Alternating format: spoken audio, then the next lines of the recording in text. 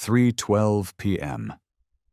Dismissal hour at Elm Ridge Elementary School, a modest campus tucked beneath a canopy of fading red maples in the quiet northern suburbs of Chicago.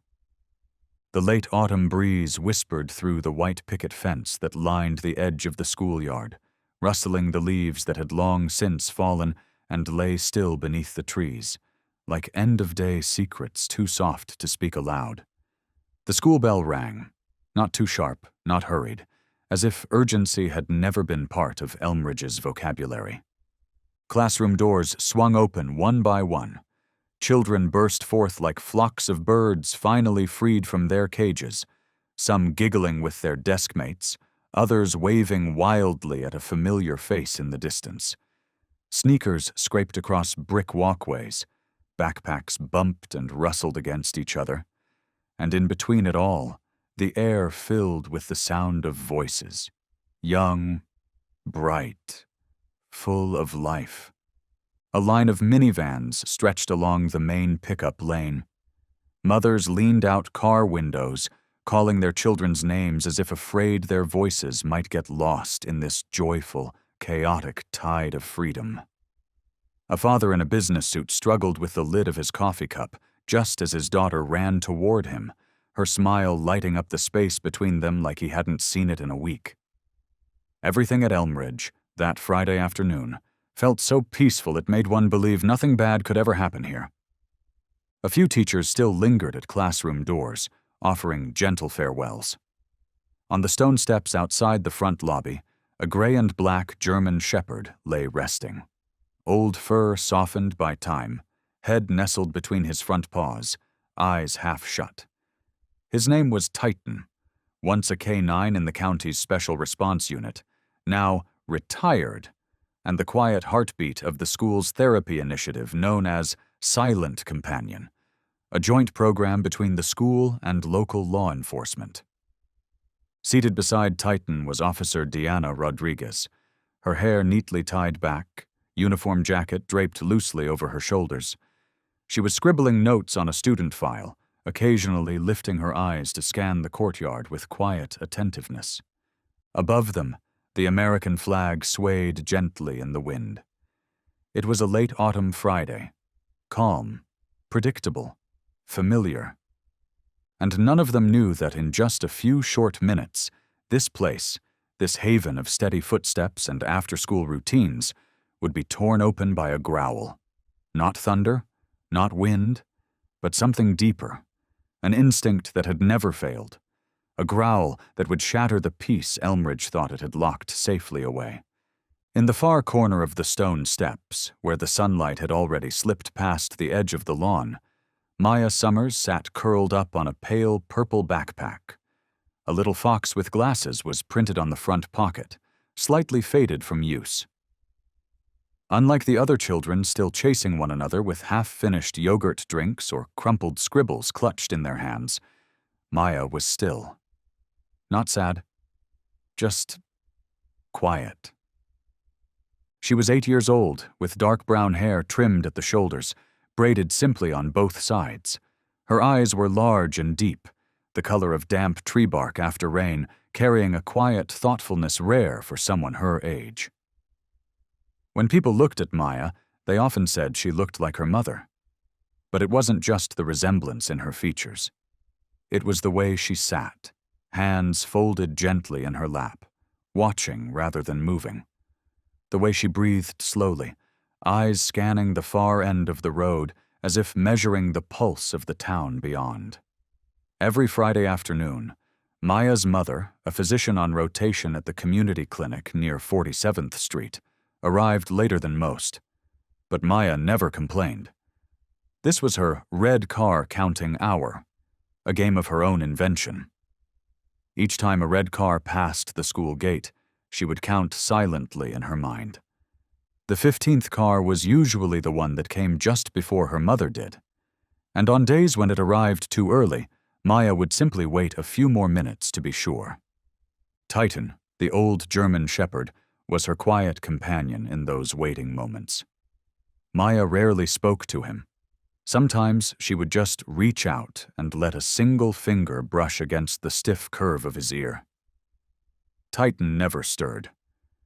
But if you watched closely, you might notice a subtle flicker in his eyes, as if to say, "I'm here." That day, Maya had counted 10 red cars. The wind was gentler than usual, and sunlight poured directly onto the bench where she sat. A few rays bounced off the zipper of her backpack, making her squint. She shielded her eyes, but didn't look away from the street ahead. Not because she expected the next car, but because something wasn't right. Someone was approaching, a figure moving closer from the far sidewalk, casting a long shadow across the bricks. It wasn't a shape Maya recognized, not any of the parents she'd seen before. And in that brief, breathless moment, Titan, still as stone beneath the autumn sun, slowly turned his head. The man emerged from the far end of the sidewalk, where bare trees cast long, skeletal shadows across the moss-speckled concrete. He wore a charcoal wool coat, the collar turned up just enough to shield the edge of the shirt beneath. His steps were slow, but not weary, each footfall measured, deliberate, as if the path had been rehearsed down to the last crack in the pavement. His face held a calm expression, almost friendly. Salt and pepper hair combed neatly, metal-rimmed glasses resting squarely on the bridge of his nose. A presence that invited no suspicion, nothing threatening, but nothing warm. Titan remained where he was, but his head had risen just slightly above its usual resting height. One ear tilted toward the approaching footsteps. Maya spotted him from a distance. She didn't smile, didn't wave. Her brow knit together, subtle but unmistakable. There was something in the man's gaze, not affectionate, but not entirely unfamiliar either. It was the way someone might look when trying to recall something they once knew, while the person being looked at remembers nothing at all. He stopped just a few steps away. And then he smiled. "Maya," he said, voice deep and smooth, with a hesitation that wasn't quite fear, more like careful calculation. "Sweetheart, I'm here to pick you up." Maya stood, but she didn't move toward him. Her small hand clutched the strap of her backpack.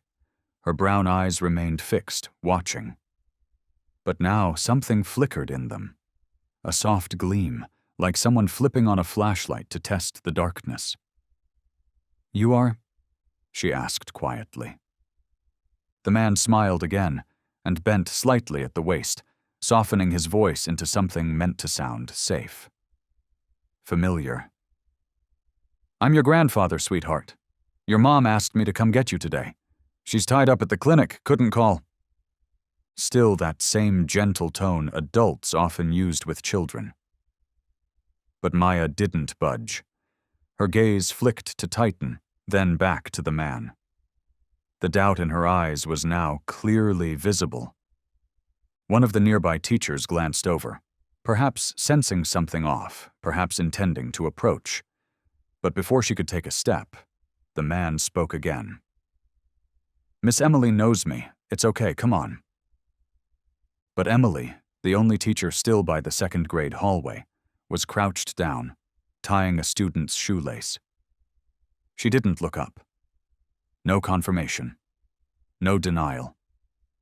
Titan, until that moment, had made no sound.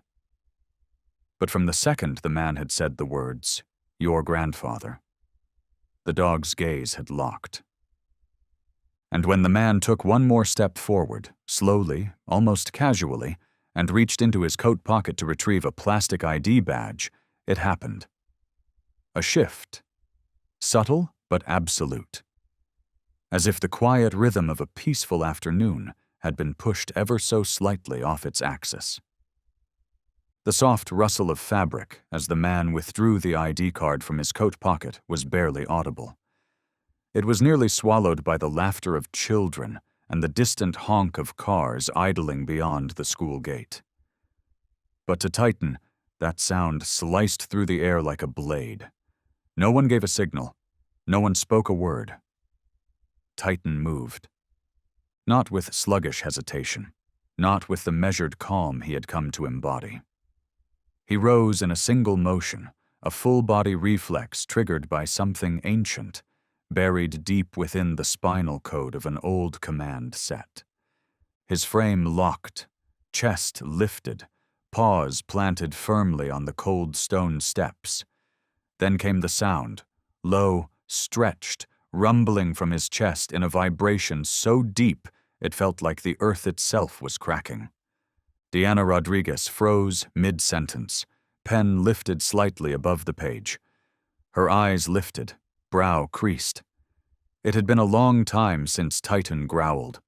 Even during therapy sessions with students in distress, he had never responded like this. He was the definition of calm. Never alarm. "Titan," she said softly, voice calm but alert. Her right hand hovered at his collar. "What is it, buddy?" Titan didn't turn. He didn't need to. His eyes were fixed, drilling into the man standing just feet from Maya, locked in with a cold stillness that felt almost inhuman. His spine arched slightly. The fur along his shoulders bristled and trembled. The growl changed, now no longer one long thread, but broken into short, deliberate pulses. Each one struck like a coded message. The man hesitated. He lifted a hand in a gesture of peace, forcing a smile, but it cracked at the edges. Unease had begun to bleed into the lines at the corners of his eyes. "Oh, I guess the dog doesn't remember me," he said with a stiff chuckle. "I'm family. Maya's family." Diana stood slowly. She didn't need to hear any more. Titan's instincts, forged in nearly a decade of service alongside the Special Response Unit, had never been wrong. If Titan growled, something was off. It didn't need evidence. It didn't need explanation. It needed to be trusted. Nearby, a few parents began to notice. One mother gently pulled her daughter closer to her side. A teacher turned off her walkie-talkie and stepped forward, her eyes narrowing in on the scene. Titan did not move from his stance. Still as carved stone, he growled again. A firm, deliberate sound, as if knocking on the fragile glass that held the peace of the afternoon in place. And then, he stepped forward. Deanna's grip on his collar tightened. Her voice dropped lower, sharper. "Stay, Titan."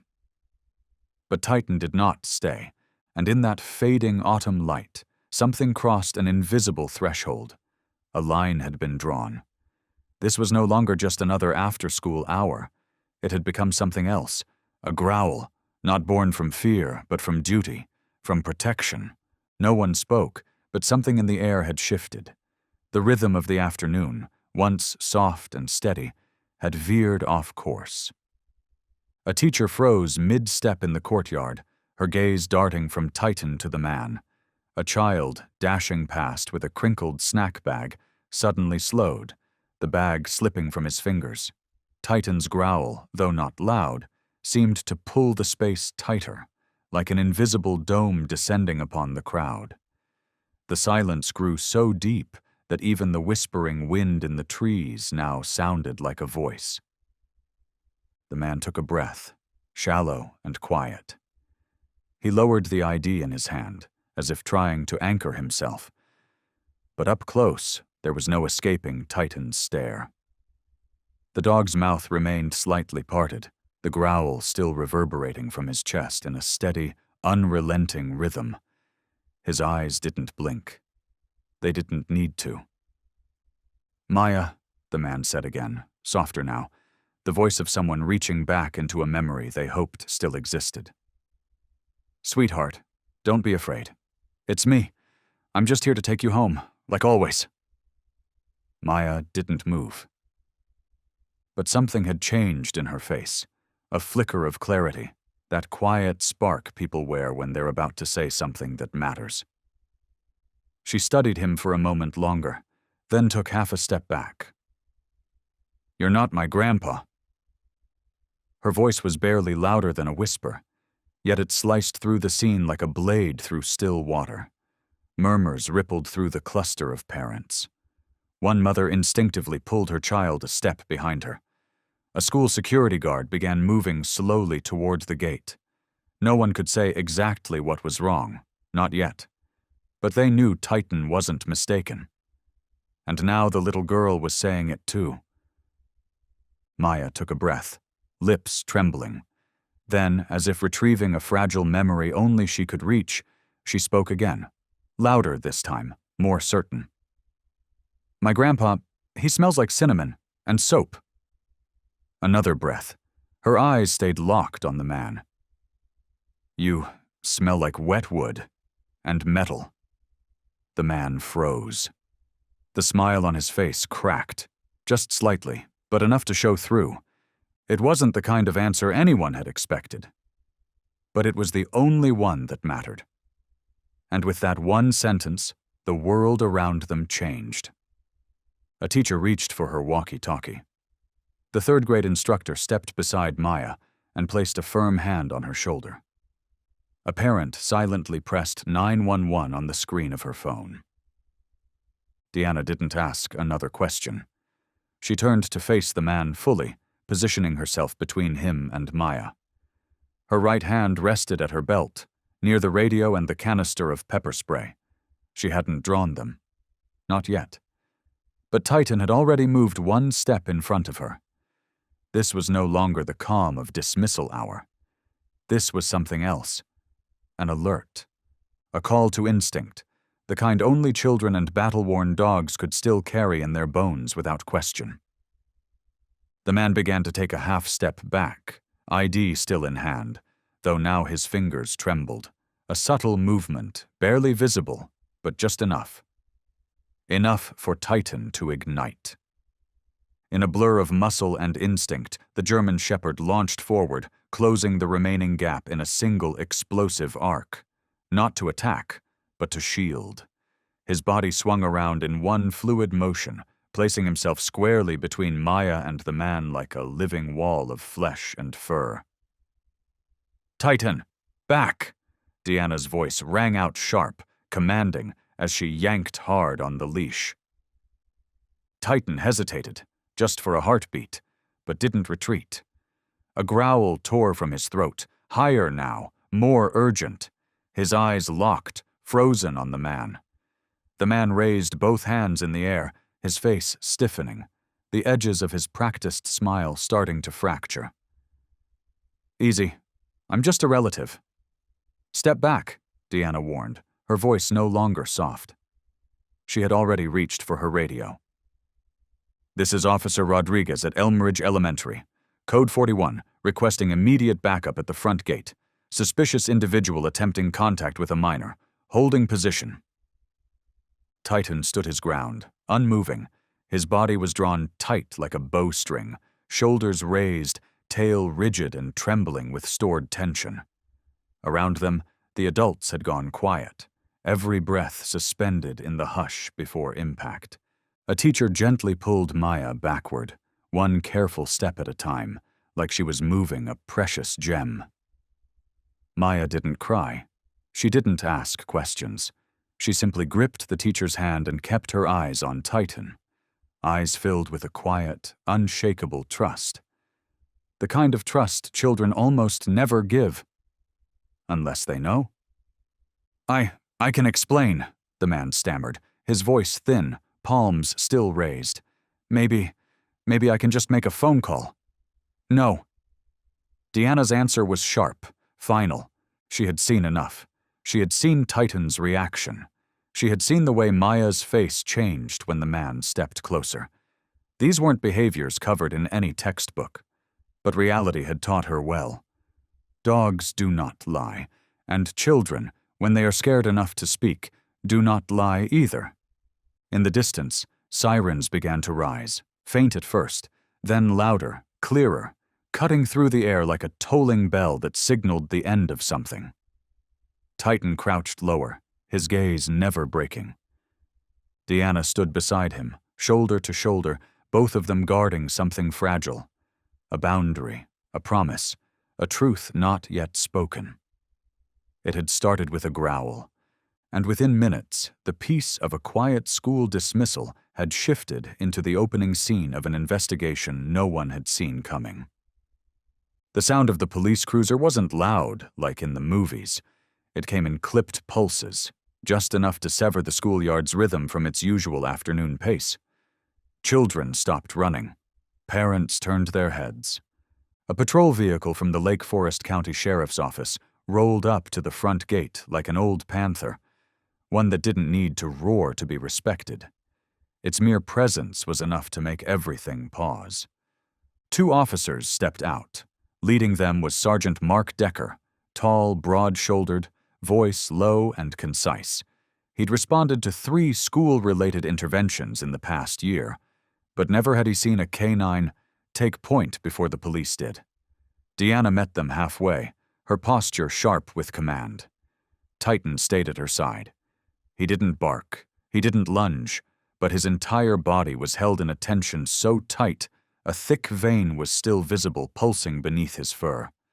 The low growl in his throat remained, soft but unmistakable. To anyone who knew what they were hearing, it meant one thing: not safe yet. The subject claims to be a relative. The child denied it. Dog reacted with high alert, requesting a full search of personal belongings, Deanna reported swiftly. The man, now visibly sweating at the hairline, raised his hands without resistance, trying hard to keep his voice even. "I told you. I'm just here to pick up my niece. Emma sent me. This is my backpack. You're welcome to check." Decker glanced at his partner, gave a subtle nod. The younger officer pulled on a pair of nylon gloves and reached for the brown leather bag placed near the bench, the same bench where the man had been sitting. The zipper moved slowly, each tooth parting with a quiet tick, but no one breathed while it opened. And then they saw it. A small glass jar with a screw cap, filled with an unlabeled clear liquid, a tightly wound coil of black plastic pull wire hidden beneath a folded button-down shirt.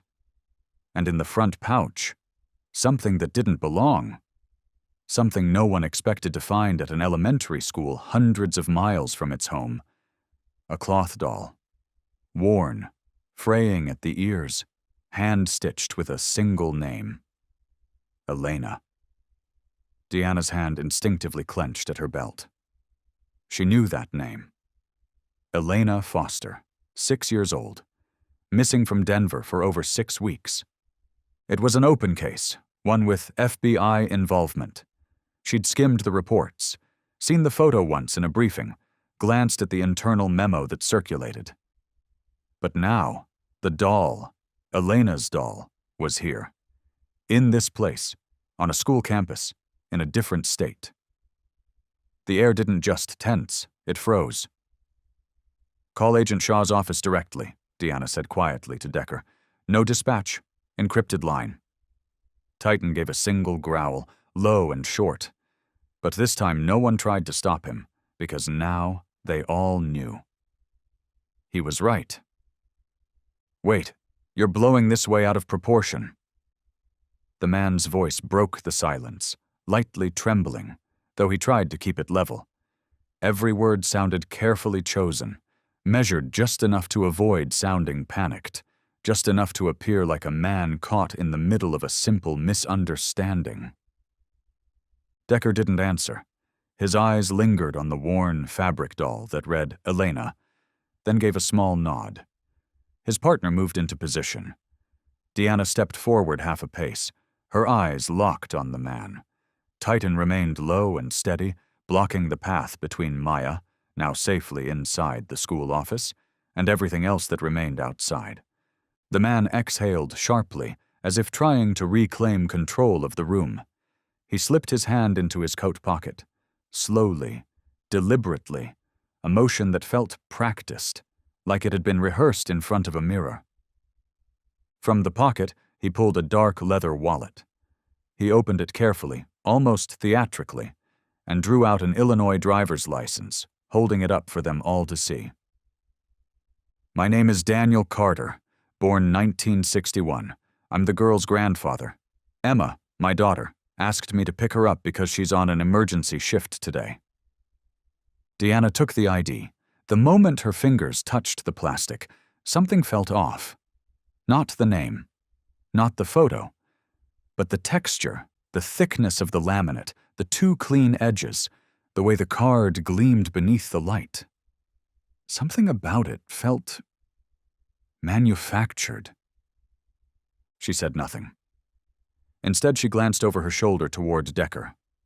The older officer approached and lifted a handheld scanner from his belt. With a quiet buzz, he passed it across the ID. The screen blinked, then froze. No data. Decker scanned again. This time the screen displayed a stark line of text. No match, not in system. Could be a counterfeit photo or an unregistered ID number, he muttered, his voice low, the timbre of old wood under pressure. Then, more plainly, and heavier, or this came from the black market. The man attempted a smile, though it faltered at the corners. Crooked, stretched thin. Must be a system error. I just got this card replaced a few weeks ago. Maybe it hasn't updated yet. Deanna handed the ID back.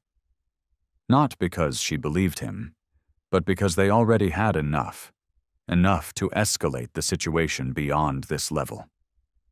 Mr. Carter, she said evenly, please have a seat on that bench to your right. Keep your hands visible. Do not reach into any pockets or bags. If we need to speak further, we'll ask. The man complied.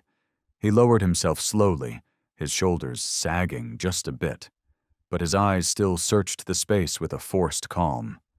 A performance, one he was losing grip of. Titan did not move. His gaze never wavered, and there was something deeper now in those eyes, not just watchfulness, but memory. A recording. Because liars use words, but dogs trained in the crucible of search and survival don't trust words.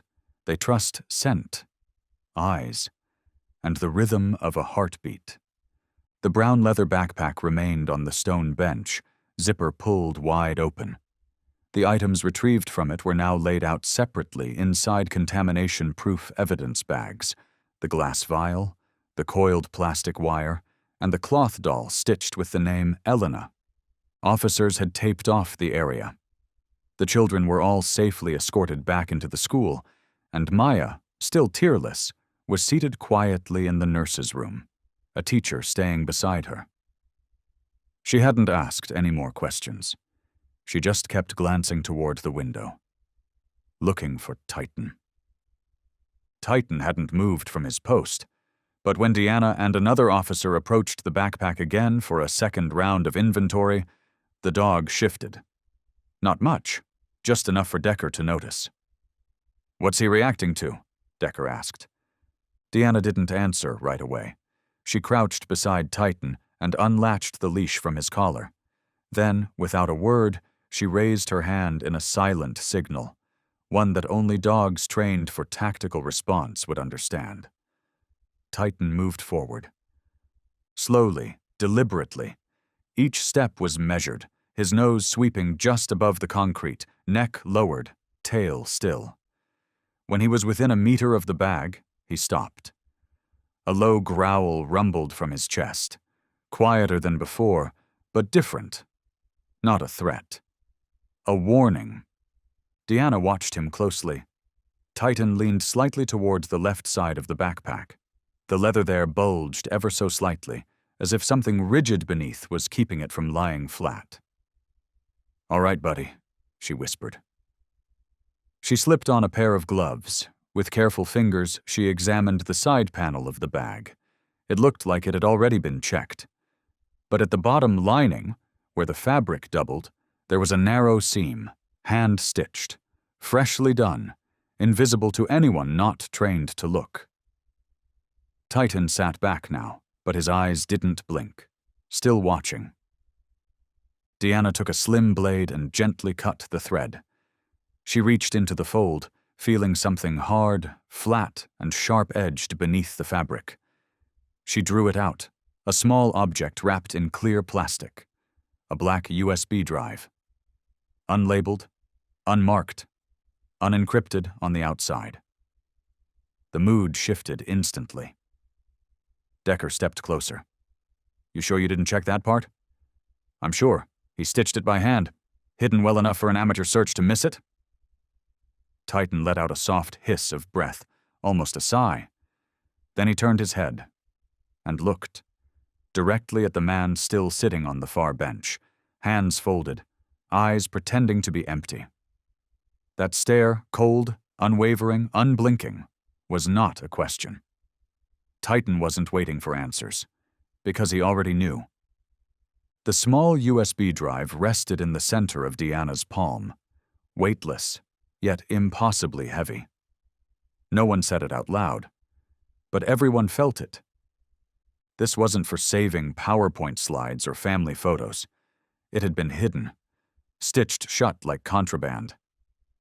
Decker tightened the strap over his sidearm, but didn't move. Beside him, his partner retrieved a special evidence bag lined with electromagnetic shielding and carefully sealed the device inside. Deanna's eyes never left it. Could be encrypted, or laced with malware, or holding something he couldn't say out loud. She stopped guessing. Instead, she pressed the button on her radio. "This is Rodriguez, requesting immediate transfer of electronic evidence to assigned FBI agent. Priority gold tag. Possible link to the Denver missing child case, 6 weeks prior." From the patrol car, a new presence arrived, sharp, swift. Agent Monroe, federal liaison, mid-30s, black leather jacket, anti-static gloves already on. She moved quickly beneath the temporary caution tape and took the bag with both hands. "Encryption? Behavior anomalies?" she asked, her tone clipped, no space wasted. Deanna nodded, then pointed toward Titan, now sitting like a statue under the shade of a maple tree. Still, watchful. "K9 alert, no scanner trigger." He caught the stitched lining at the bottom of the bag. Monroe glanced at the dog, then back at Deanna. Her eyes shifted. Slightly, no longer processing a report, now acknowledging something more, something off the record. "I'll run it through our data lab. Expect initial findings within 12 hours. "No need to wait for a report," Deanna said quietly. "I saw the girl's eyes when she recognized that doll, and I saw Titan's when he scented the bag." Her voice didn't waver. "What's inside that drive isn't a coincidence." Monroe didn't smile, but her face changed, ever so subtly, tightened into a quiet pause. The kind of expression agents make when instinct begins to speak louder than procedure. "I'll treat it as a special case escalation." Deanna nodded once. But inside, she already knew. This was no longer just her story. From Titan's first growl to a worn doll stitched with the name Elena, a door had opened. Not one anyone had planned for, but one that could no longer be closed. And whatever lay on the other side was already leaking the scent of danger, the kind only an old dog could catch. From silence. The stainless steel handcuffs clicked shut behind the man's back, a cold final sound, like the locking of a story no one had yet fully understood. He didn't resist.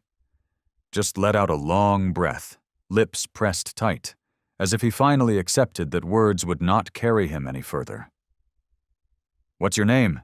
Decker asked one last time as he opened the patrol car door. "Daniel Carter," the man answered, eyes unblinking, but no one standing there believed him anymore. Titan remained under the old maple, unmoving. He didn't need Deanna's signal now. The wind passed gently through the branches above, casting shifting shadows across his back, as if even the sky was holding still for him, giving this moment its own silence. The car door opened with a soft electronic chime. The man walked forward at the officer's instruction, each step heavy, deliberate, but only one gaze followed him all the way. Titan's. No growl, no bark, Just that stare. Long, quiet, unflinching. Those eyes, the same ones that had seen drugs hidden beneath seat cushions, traffickers disguised as uncles, blood dried beneath coats of white paint, now watched in stillness, not in forgiveness, just knowing. The man turned his head once, almost involuntarily, perhaps pulled by instinct, or something older than fear. He looked at Titan, and in that 1 second their eyes met. If he had been someone else, if he had been capable, maybe the look would have been a question. Maybe he would have said, "How did you know?" But Titan didn't answer. Dogs like him don't explain. They just know. The door shut with a final clunk. The patrol car's shadow slid past the school gates and disappeared down the road, leaving behind a schoolyard quieter than usual.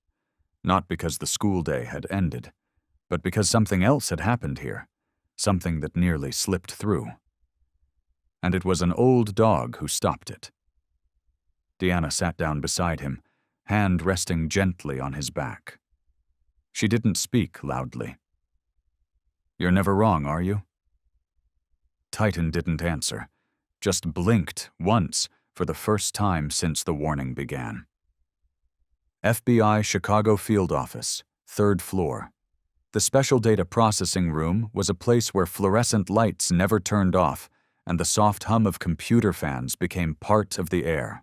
At 2:43 a.m., while most of the city slept under the hush of post-rain silence, a young technician in a gray hoodie leaned forward, eyes locked on his screen. The glow of the monitor reflected in his pupils as lines of decrypted code scrolled past, each one like a thread unraveling a darker story. The USB drive recovered by Titan showed no folders at first. It appeared blank, clean.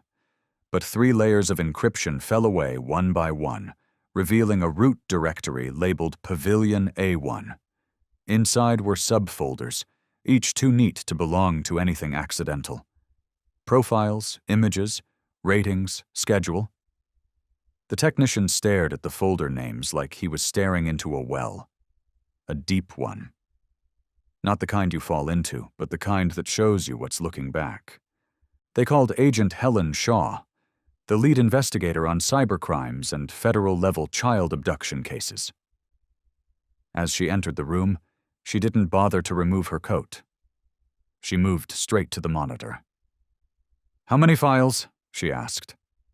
"We're still counting," the technician said quietly. "But it looks like more than 60 girls. Photos, behavioral notes, internal scoring sheets, some tagged as ready, some as evaluate, and some marked sent." Shaw sat down slowly, her jaw set. Images began appearing one by one on the screen. None were posed, none were staged, just frames of ordinary children caught in unguarded moments, after school, on playgrounds, standing near curbs. Girls between the ages of 6 and 9. Alone. Each file was labeled with a coded name and a short profile. Candidate 17, A. Quiet. Unresponsive to strangers. Success rate, 92%. Observed for 3 days. No school resource officer assigned to her campus. Shaw's voice dropped to a whisper, more to herself than anyone else. "This isn't a list of victims. It's a checklist. For transport." Deanna Rodriguez stood by the door, arms folded tightly. She hadn't said a word until now. When she stepped forward, she didn't look at the screen. Her eyes were fixed on the USB drive inside its evidence bag, sitting at the edge of the desk. "We didn't catch him because he slipped," she said. "We caught him because Titan doesn't know how to ignore the smell of danger." Shaw didn't respond, but the shift in her expression said enough. What they were looking at wasn't a fluke or a one-time case. It was the edge of something organized, something built to operate in the shadows. The names on the list weren't names anyone had spoken out loud. But they were all real, all waiting, all marked. And now, thanks to a quiet girl, an old dog, and a growl that broke the silence, They were no longer invisible. There was no file labeled Victor Hayes on the USB, no email address, no signature, not a single line that pointed directly to him, except for one small detail, nearly invisible to the average eye. Inside the /schedule directory, buried among dozens of meaningless numbered text files, there was one file named VH Protocol 11B. The tech team initially assumed it was a placeholder, but when Agent Shaw opened the file, its contents revealed something far more deliberate: a detailed instruction sheet outlining timelines for engagement, identity impersonation techniques, target classification protocols, communication strategies with partners, and finally, a section titled Procedure in Case of Target Resistance. At the bottom of the document, 2 letters repeated: VH. Shaw didn't need more than that. She had heard the name before. Victor Hayes, a ghost that had briefly surfaced in FBWAR internal records back in 2011, after the disappearance of 3 children in Oregon. No evidence, no conviction, only a string of weak links. And then the name vanished. "Call Special Archives," she ordered. "I want everything on Victor Hayes, including records that no longer exist in administrative databases." 30 minutes later, an agent from the National Intelligence Division arrived carrying a printed report. It wasn't marked confidential. No department logo, just a stack of faded yellow pages, as if the government itself wanted to forget it ever existed. Victor Hayes's file hadn't been lost. It had been deliberately removed. Born 1964. No clear employment. Documented ties to 4 front organizations across 3 states. Once investigated following a disappearance in Albuquerque, but charges were dropped due to insufficient evidence. A blurry sketch appeared among the pages, too vague to identify. But Deanna focused on one thing: the eyes. The cold stare, void of emotion. It matched the man at the Elmridge school gate, the one who called himself Daniel Carter. If that was him, Deanna said quietly, then Titan's growl wasn't just instinct, it was a warning against a system designed to hide in plain sight. Shaw nodded slowly. He didn't vanish, he was duplicated, and now he's not working alone. Victor Hayes, a name never convicted. But in the shadows of encrypted USB folders, he was the one writing the rules. Inside the /profiles directory, there was a file named ELN_046F.transfer. No full name, no profile photo. Just a series of cold identifiers: age, height estimate, hair color, duration of observation, and at the end, one final note: status, transferred. But within the /images folder, buried under a subdirectory labeled /candidate A, there was a photo: Elena6yodal.jpg. The image was blurry, taken from a distance, through a glass window, under dim lighting. A little girl sat on a porch, holding a cloth doll with one ear frayed, the very same doll that had been found in the man's bag that day at Elmridge. Shaw enlarged the image and cross-referenced it with the missing child report for Elena Foster. 6 years old. Disappeared from her front yard in Denver 6 weeks ago. Every detail matched, from the uneven crop of her bangs, cut at home by her mother, to the blue bracelet on her wrist, handmade by her older brother. "No doubt," Shaw said softly. "That's her." Deanna stood behind her. She didn't sit. She didn't need to. "So that means she was transferred." The words sounded like a term from a logistics report, but in reality it was a sentence, delivered without trial, without appeal. Elena, the child whose face had been printed on milk cartons, who had sparked citywide search campaigns, who inspired Denver's own Bring Her Home movement, had now been reduced to a single line of text. Transferred. No destination, no recipient, no health status. Just a word, like a line drawn through her existence. Shaw stared at the monitor for a moment, then spoke, her voice low but firm. "She's still out there, and we don't have the right to be late." Deanna didn't respond. But under the desk, Titan blinked. His head rested on his front paws, unmoving. No one had taught him the word Elena. But he had known the scent on the doll. And that scent had not faded. The room stayed silent. Not with helplessness, but with focus. Because the names that aren't spoken don't mean they're gone. They're just waiting for someone quiet enough to hear.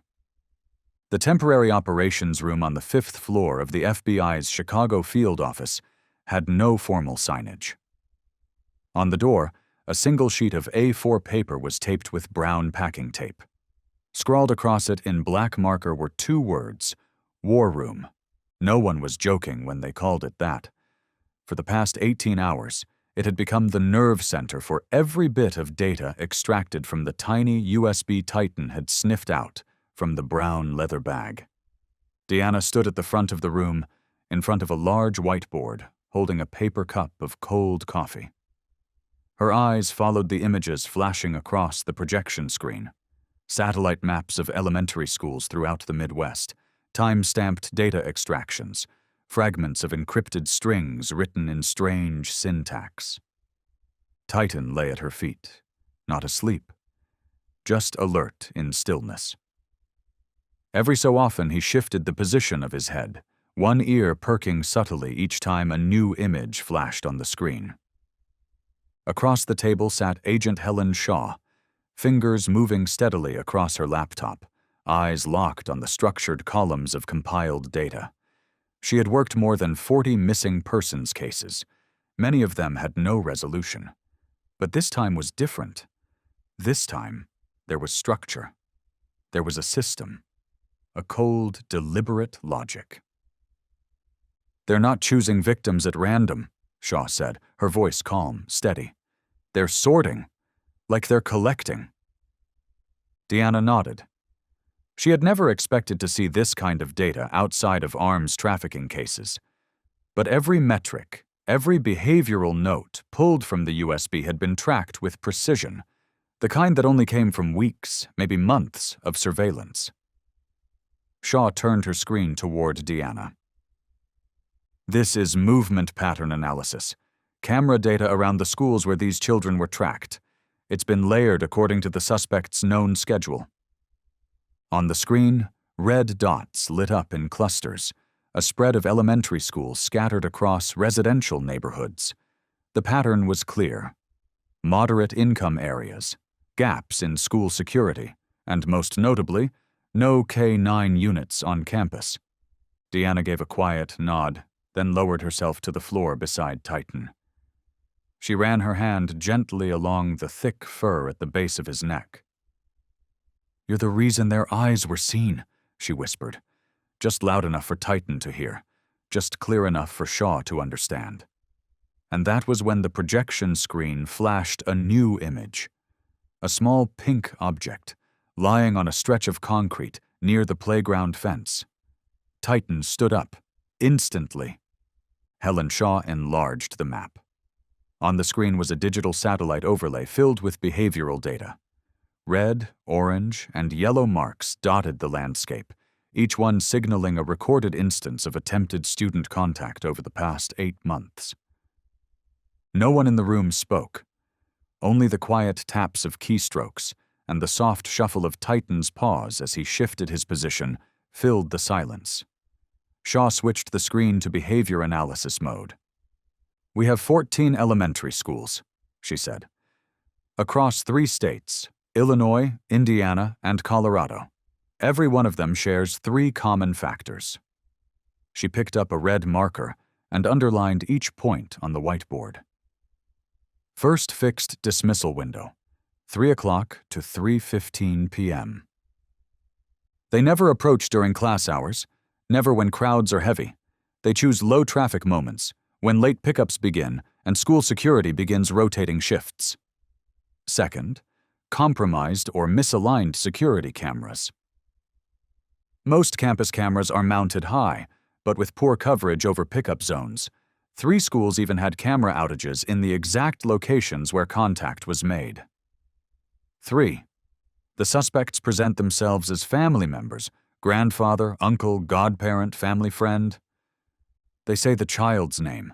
They know the teacher's name, and most of them carry forged IDs that pass a casual inspection. Deanna stood, stepped closer to the board. So, their system isn't just surveillance. They have a database. Shaw nodded. She clicked into another tab on the monitor, a file labeled Family Contacts version 2.csv. Rows of information scrolled down the screen. Student names, parent phone numbers, workplaces, names of approved pickup contacts, even seemingly trivial notes like Dad usually wears a blue shirt or Mom often arrives late on Fridays. They're not just abducting children, Shaw said, her voice lower than usual. They're infiltrating like they belong. And because they seem like family, we react too late. Deanna glanced down at Titan. He was still staring at the screen, eyes locked on the image of a pink cap lying just beyond the schoolyard fence. Not all machines raise alarms when something feels wrong, but Titan was different. He's not persuaded by words, Deanna murmured. He only believes what doesn't fit. And this time, what didn't fit was a sense of familiarity crafted too perfectly. The cloth doll, the piece of evidence found in the man's backpack at Elmridge, now rested inside a scent-sealed nylon pouch placed on the stainless steel table in the evidence room. The overhead light cast a stark glow across its surface, highlighting every worn thread, especially along the ear where the fabric had been chewed and frayed. Deanna removed her gloves and knelt beside Titan. "Do you remember?" she whispered, her hand resting gently at his collar. Titan didn't look at her. Instead, he leaned slightly forward toward the table. Shaw stood nearby and gave a nod. A technician in a clean room suit stepped forward, slid on a pair of fresh gloves, and carefully unsealed the pouch. Slowly, they lifted the doll out and placed it onto a cold metal tray. No words were needed.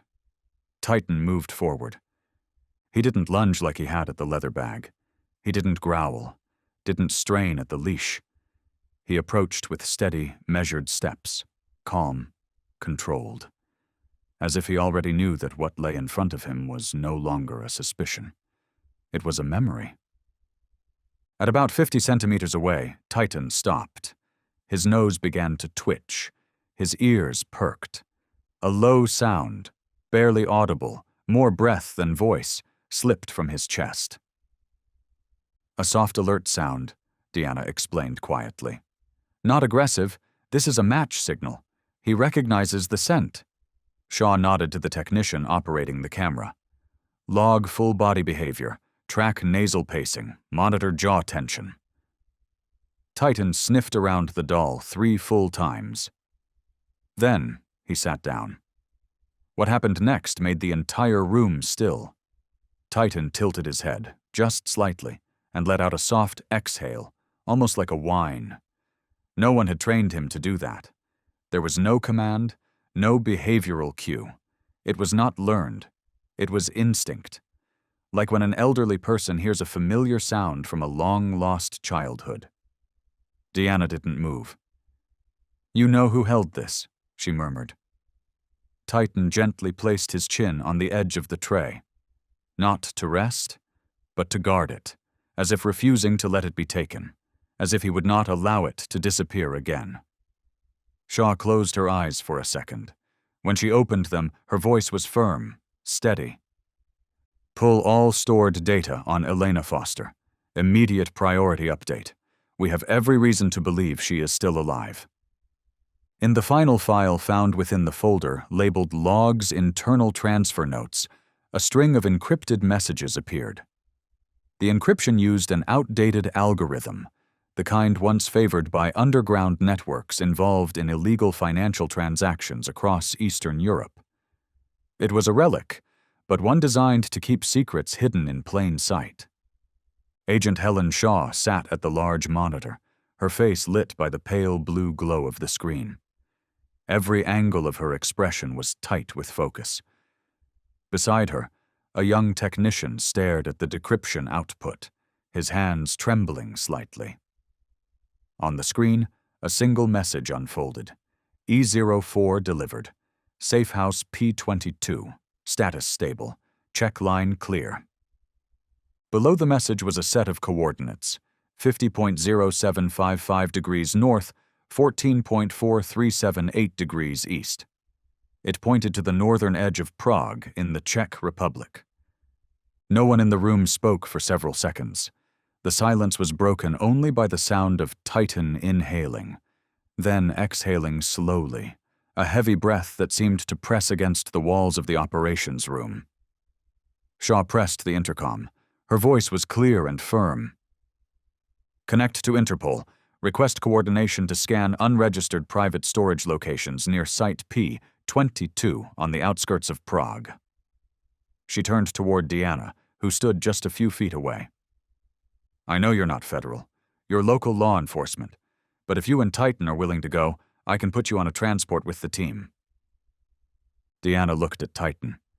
He was sitting calmly, still facing the screen. His ears tilted slightly, as if picking up a frequency no one else could hear. If he recognizes the scent, she said quietly, then we'll go. We don't need clearance, we need purpose. Shaw nodded once, not as a formality, but with a quiet understanding. Elena may still be alive. And if this network is functioning the way the data suggests, she isn't the last child in danger.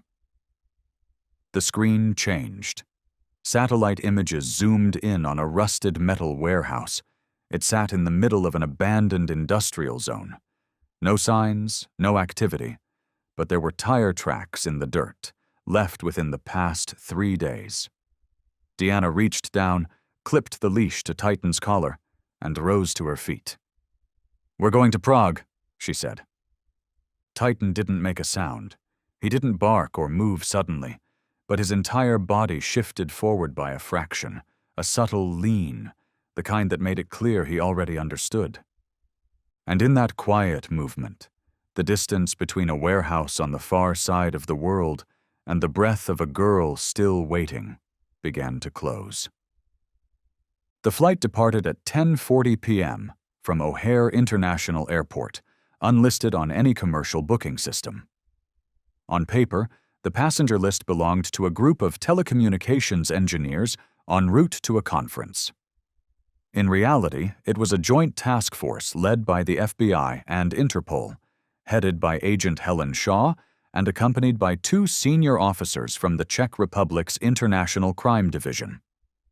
Seated near the rear of the cabin, Deanna Rodriguez wore plain clothes and stared out the small window beside her. Beneath the thick blanket of clouds, the lights of the city below blurred into something distant, like the edge of a memory. At her feet, Titan lay still, a faded K9 patch stitched into the worn fabric of his collar. This mission had no summons. It wasn't official for her, but for Titan, it was the only chance to finish something that had been left incomplete. You ready? Deanna asked softly. Titan didn't respond with movement. He simply lifted his head and inhaled gently into her open palm. It was a familiar gesture, one from the days when they worked side by side on high-risk operations. But this time, the breath he took wasn't to detect explosives. It was to remember the scent of a child he had never met. When the plane touched down at Václav Havel Airport at 1:12 p.m. local time, an armored vehicle from the Czech Criminal Police was already waiting. Behind the wheel sat Lieutenant Colonel Marek Dvořák, a veteran investigator of cybercrime and transnational human trafficking for nearly a decade. The intel from the FBI came just in time, he said in crisp English, his voice dry and measured. Warehouses like this, unregistered, unmarked, off-grid, are the kind we've lost track of for years. Shaw unfolded a printed satellite map across her lap. There are fresh tire tracks, A cell phone pinged nearby just days ago, and there's a behavioral alert from a dog I've learned not to question. Dvořák glanced at Titan through the rearview mirror. He used to be in service? No longer on record, Deanna replied, running her fingers over Titan's coat. But instinct doesn't retire. The vehicle sped through the narrow, stone-paved streets of Prague, crossing the Charles Bridge before turning into the northern industrial zone, a place where the street lamps grew sparse and moss climbed up cracked cement walls. When the vehicle came to a stop, Titan didn't wait for the door to open. He was already sitting up. Ears forward, still, ready. No command was needed. He already knew. He was in the right place. The industrial complex was tucked behind an old power substation, more than 30 minutes' drive from the center of Prague. It had once served as a heavy metal processing plant during the Cold War, but had been abandoned for nearly 2 decades. Moss clung to the gray concrete walls, the corrugated metal roof was rusted through in places, and the roll-up door was dented and welded shut from the inside. No signage, no official entrance. The task force of 8 split into 2 teams. Helen Shaw led the front unit, Deanna at her side, with Titan trailing behind them like a shadow. The support team included Czech criminal officers and a tactical lock specialist, not military, not police, the kind of expert only called when the problem wasn't a lock, but a line someone was willing to cross. There's a weak power signal from the west side of the structure, one officer reported. No security cameras, but the auxiliary power system might be live. Shaw marked the position on the map, tapping the northern edge of the building. We'll approach from here. There's a runoff trench beneath the wall. If they're using this place for storage, we'll likely find signs of movement. Titan didn't wait for instructions. While the team discussed routes and strategy, he slipped into a narrow path between 2 crumbling concrete walls and stopped at a patch of gravel stained with oil.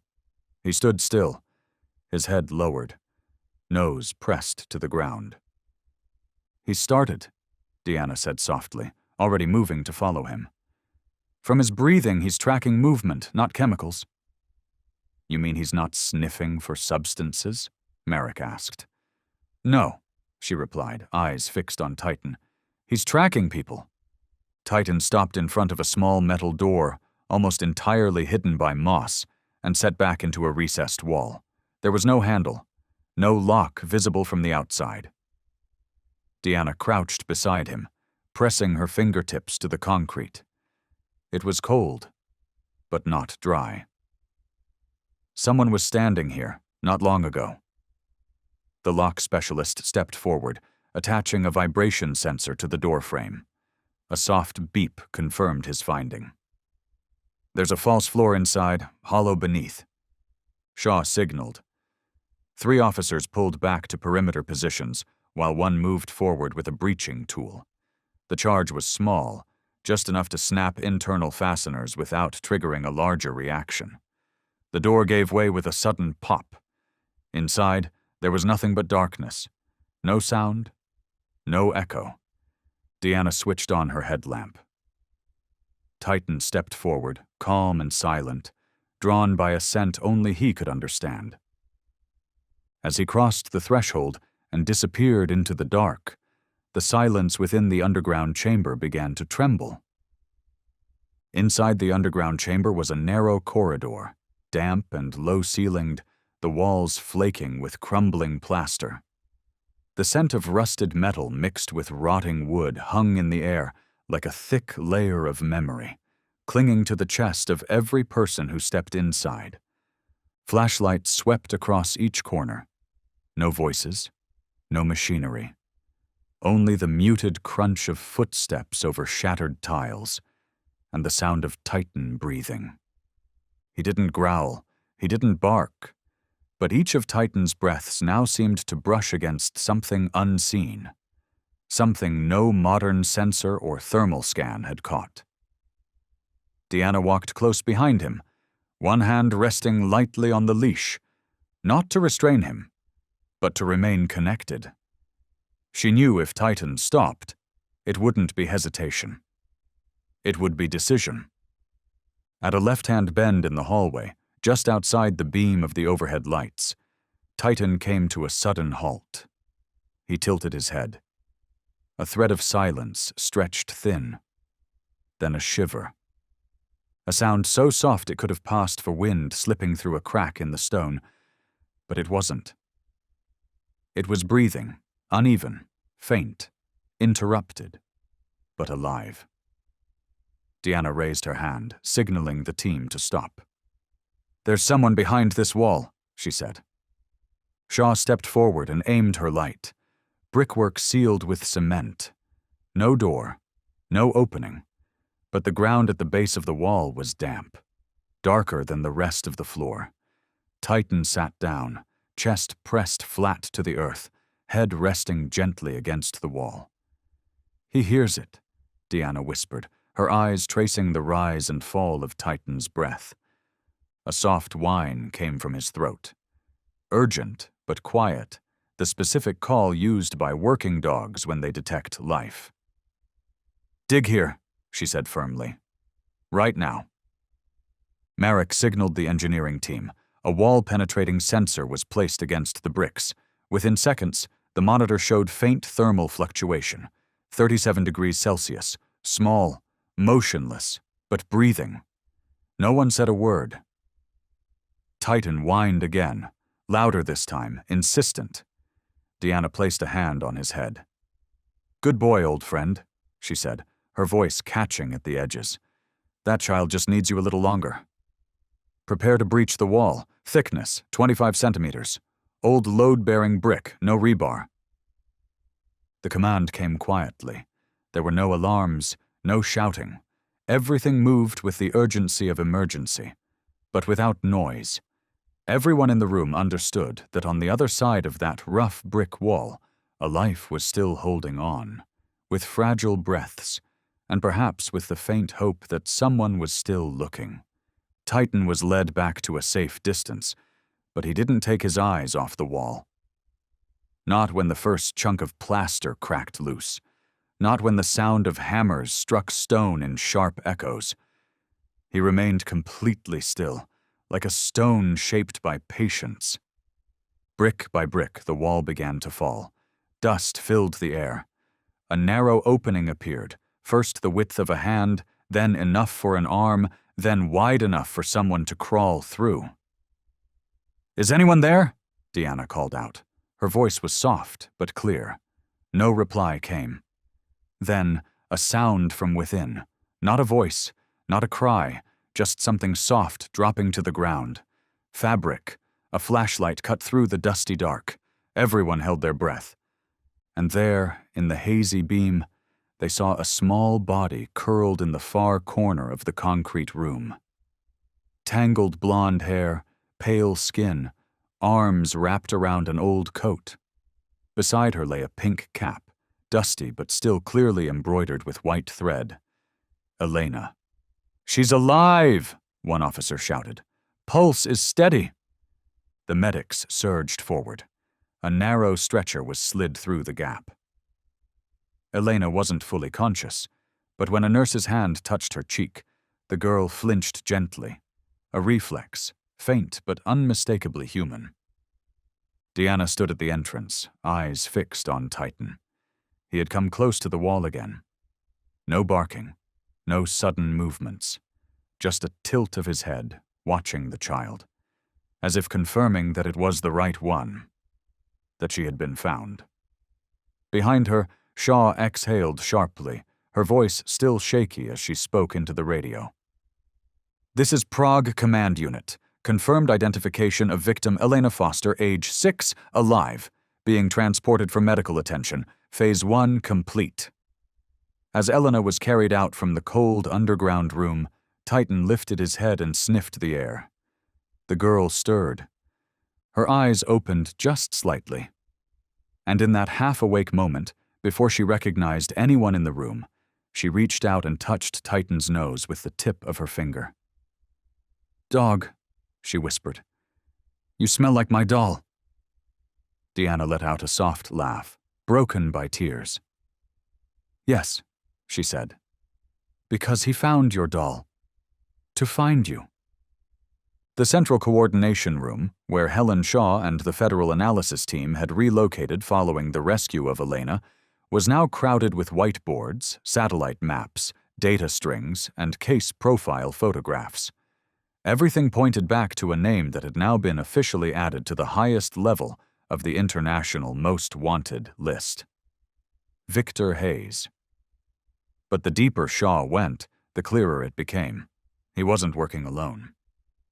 What Victor had built didn't resemble a traditional criminal ring.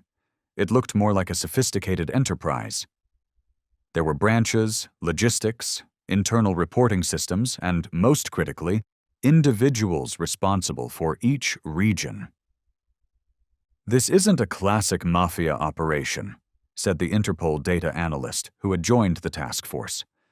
The way he structured the network is more like an underground corporation.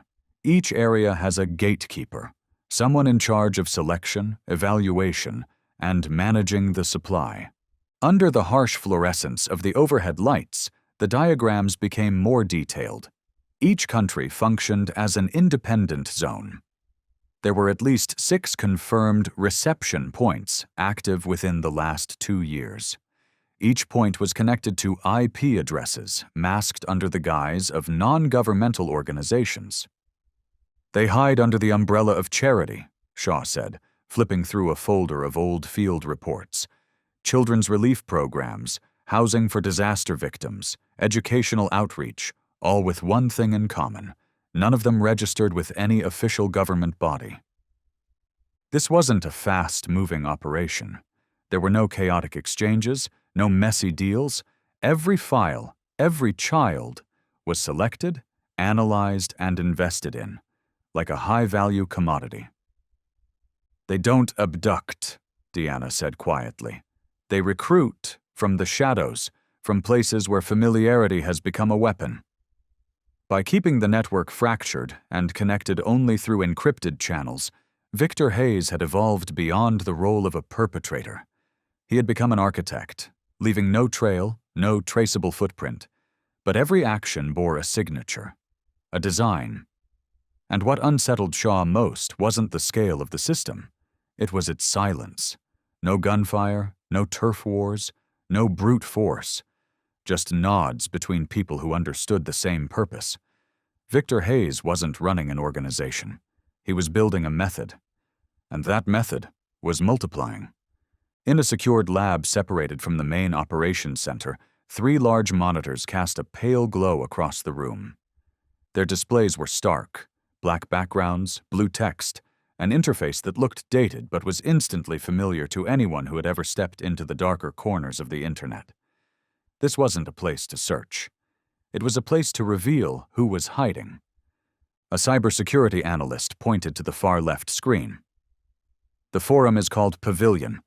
The layout is minimal, looks like a private discussion board. But deeper in, there's a classification system, submission forms, and a structured hierarchy. Shaw stepped closer, arms crossed. How many users? Over 300 active accounts in the last 6 months. Each user has a rank. Each rank requires a submission, either a profile, images, or harvested data. One of the tabs opened to a directory. Submissions greater than North America, greater than Illinois, greater than primary targets. Inside were dozens of PDF files, none bearing real names, only encoded identifiers and disturbing notes. Subject 12, F, quiet, compliant, observed 5 days, no father figure, walks home alone Wednesdays. Subject 09B, high value, light-colored hair, soft demeanor, responds to strangers, single parent. Each file had a photo. None taken up close, none showing clear faces, but each one framed deliberately. A schoolyard, a corner of a front lawn, a bus stop. No picture was casual. Every image was a crop from a long lens camera or a hidden phone. Shaw's voice dropped to almost a whisper. They don't just pick vulnerable kids. They choose kids with no voice, kids who aren't easily believed, kids whose stories are often dismissed. Deanna sat behind Titan, her gaze fixed on the screen. Another tab opened. Catalog. Processed, transferred. The list was encrypted, each name reduced to a code, but one detail repeated across the records. Approved by VH. Victor Hayes approved every single one, the analyst said. He's the final signature before a child disappears. A soft ping broke the silence. The system had just flagged a live connection, using the same Pavilion protocol, routed through an anonymous IP from Southeast Asia. Shaw narrowed her eyes.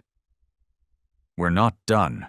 Pavilion isn't just a vault, it's a marketplace, and he is the one naming the price. No one spoke. In the cold blue light of that small room, Titan let out a low sound deep in his chest. Not because he understood what the darknet was, but because he knew better than anyone. When a child is treated like an object, their scent changes. They no longer smell like children. On the main screen, a scorecard appeared, but it wasn't from any school system. It was a behavioral evaluation framework developed by Victor Hayes himself. He called it the Behavioral Yield Index. The index displayed hundreds of coded child profiles categorized by age, family circumstances, personality, social response, emotional attachment to guardians, and one final column labeled noise factor, a metric measuring the likelihood of resistance, disruption, or the ability to call for help. The less likely a child is to react when approached, the higher their score, the cybersecurity analyst explained. They prioritize low-disruption targets, easy to lead away, easily mistaken for being with a relative, easily erased. Shaw scanned the list. 2 names caught her attention at the top of the chart. Candidate MS08, Maya Summers. B. Candidate LC07, Lucy Carter. Both were under observation, Deanna said, stepping closer. Lucy was nearly taken. The attempt would have succeeded, if not for Titan's unexpected reaction. She pointed at the far right column of Lucy's row. Under noise factor, the child had been rated low, but next to the score was a red slash marked in bold. Unanticipated interruption, canine presence, behavioral deviation triggered. Shaw leaned in, studying the note. That's what broke the model, she said. A dog, not on their map, not in the forecast, not under control, and not willing to ignore the scent. Titan was lying near the door, eyes half shut. But at the mention of canine presence, his ears flicked, a faint wave of memory moving through him. He didn't just stop a kidnapping, Deanna said softly. He disrupted their system, Victor's entire behavioral framework, built on precision and prediction, cracked under something raw, something unprogrammable, something real. In Victor's larger diagram, everything was built to operate silently, perfectly. Nothing left behind. No ripples, no noise. But Titan didn't need diagrams. He needed only a scent. And it was that scent, that first growl in the Elm Ridge schoolyard, that marked the system's first failure. The one variable Victor didn't account for. Maya and Lucy, Shaw murmured, were supposed to be just 2 more numbers on the transfer list. But now they're alive, she continued, because of a dog no longer listed in any unit, and an instinct no algorithm can replicate. Sometimes an entire architecture of evil begins to collapse. Because of a single growl no one taught, but everyone hears. On Wednesday morning, before the sun had even risen, a call from the Fusion Center, the federal information sharing hub between the FBI and local police units, jolted Helen Shaw awake. North Point Elementary, the voice on the line said. Near El Paso, right along the Texas-Mexico border. A teacher reported a man approaching a student after school. No force used. He had documents, claimed to be a legal guardian, but the student refused to go. At first glance, The details sounded like hundreds of other reports, sometimes a misunderstanding, sometimes a family member who forgot to notify the school in advance. But the last detail made Shaw sit up in bed. The student said, "He knew my name. He knew my mom's name, but he didn't smell like a good person." That was all Shaw needed. She called Deanna Rodriguez immediately. She didn't explain, just said one sentence. "Deanna, there's a little girl who smelled something wrong." 4 hours later, a black SUV without plates rolled south along U.S. Route 180. In the passenger seat, Titan lay still. His head was lifted, eyes fixed, unblinking. It had been 10 days since the rescue of Elena in Prague. And since then, Titan had been calm, unshaken by drills, traffic, or routine shifts. But this morning, when Deanna clipped on the leash and said the words "school grounds," Titan had stood up on his own. North Point Elementary sat quietly in the middle of a modest residential neighborhood. No gate cameras, no full-time security, just 2 staff members on duty after dismissal, and a long pickup lane that fed into a side street. The only traffic camera in the area had been out of service for over a month. "She's in 2nd grade," the principal explained when Deanna arrived. "Her name is Amber Liu. Her mother usually picks her up around 3:30, but that day, a middle-aged man in a white shirt approached. He spoke very softly. Said he had a note from the grandmother." The principal paused. "But Amber's mother doesn't have a mother. She was raised in foster care. No known relatives." Deanna looked to Titan. He stood in the entranceway of the school, not moving forward, not stepping back, just standing exactly where Amber had last stood. And then, in a breath's shift, the wind changed. Titan snapped his head to the right, fast, sharp, as if pulled by a line only he could feel. He began to walk. No hesitation. Deanna whispered, almost breathless, "We're starting again." The alley beside North Point Elementary was little more than a shortcut leading to an open lot, a patch of cracked asphalt where a few old utility vans often sat quietly in the late afternoon. No fence, no surveillance cameras, just a thin coat of dust on the pavement and a few tire marks, fresh enough to raise questions. Deanna didn't need to tug the leash. Titan had already gone ahead. He didn't run, he didn't growl, but he moved with the quiet certainty of something that had caught a scent that didn't belong. "Were there any vehicles here at the time of the incident?" Deanna asked the principal as they rounded the back of the school. "We assumed it was a maintenance crew," the principal replied. "But no one's claimed it. It wasn't school staff." As they turned the corner at the far edge of the playground, Titan stopped. His front legs spread wide, head lowered, ears raised and sharp. A low, tight sound escaped his throat. Not loud, but unmistakable. It was the kind of sound that comes from a creature who's spent nights guarding border lines and knows when a predator is hiding in the silence. At the edge of the lot sat a white cargo van. Old, no license plate, front windows covered with drawn curtains. Still, unmoving. But the scent was fresh. Titan began circling the vehicle, each step slow and exact, moving like a breath through the wind, hugging the sides of the metal.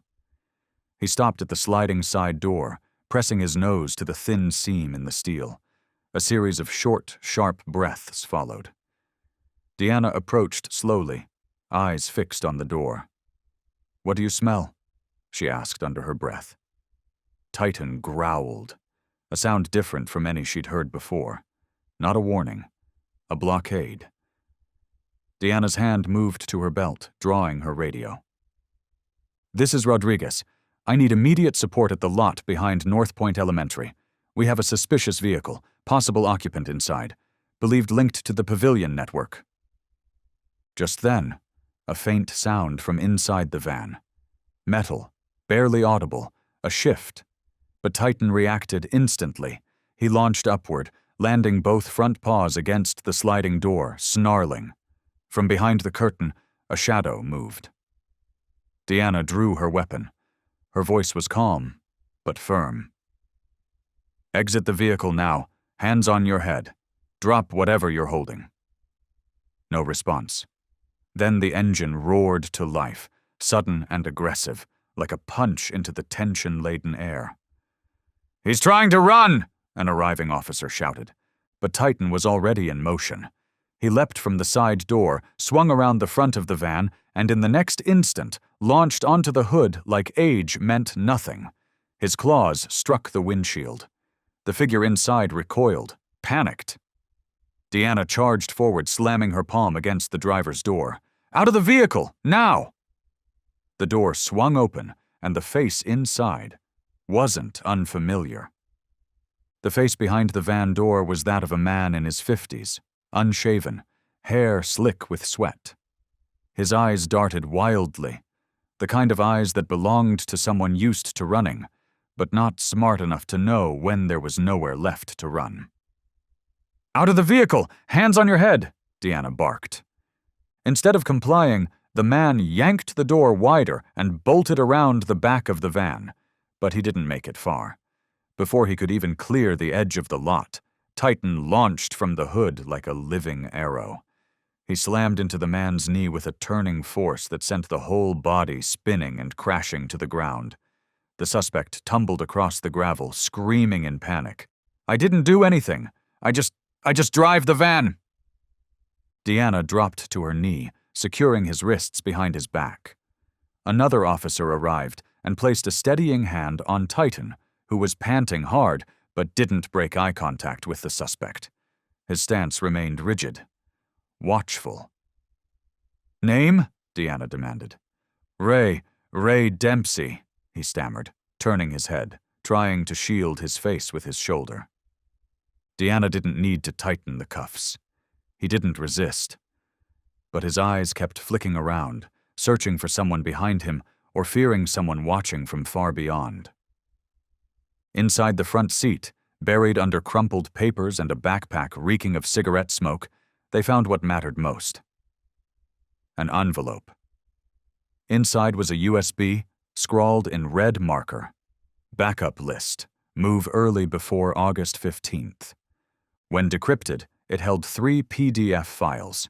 Each file was a detailed dossier on a child. Photos, behavioral notes, home and school schedules, parental routines, psychological summaries. One profile stopped them cold. Initials. A.L. Amber Le, the second-grade girl from a North Point elementary. The same child who had refused to go with the strange man 2 days earlier. 10 minutes later, Helen Shaw arrived at the scene. She said nothing, but the way her eyes locked on the USB said more than any briefing could. This wasn't over. Not yet. Deanna knelt beside Titan, running her fingers gently down his back. "You were right again." Titan didn't bark, but the way he looked at Ray Dempsey, as the man was loaded into the back of a secured transport, said everything. It was the look of judgment, and it didn't need words. Interrogation Room 3 at the El Paso Police Department was small. The ceiling hung low, and the walls were painted in a dull silver gray. Fluorescent lights flickered slightly overhead, casting a thin glow across the scratched stainless steel table in the center. Ray Dempsey sat across from Helen Shaw and Deanna Rodriguez. One wrist was cuffed to the chair. Sweat had pooled beneath his collar. He still wore the same faded dress shirt, now wrinkled, heavy with the scent of panic. He gave a weak laugh when asked the first question. "I'm just the driver. I deliver packages. I don't know what's inside." Shaw didn't respond with words. She reached into a file and laid the USB down on the table, followed by a color printout from one of the PDF files, a photo of Amber Lou smiling, holding a cup of milk in her schoolyard. It was clearly taken from a distance, through a car window. Surveillance. "You deliver using a 7-year-old child?" Ray swallowed hard. "I didn't touch her. I just Follow directions. I don't choose who. I don't know how they pick. Deanna leaned back in her chair, her tone low. And the directions come from who, Ray? I don't know real names, he muttered. Just nicknames. Encrypted messages, no calls. I never see their faces. I don't ask. But you took their money. I needed the money. For what? For walking a child into a van and disappearing with her? Ray slammed his hand against the table, his voice breaking. I didn't take them. I never laid a hand on any of them. Shaw tilted her head, her voice harder now. But you knew someone else would be waiting.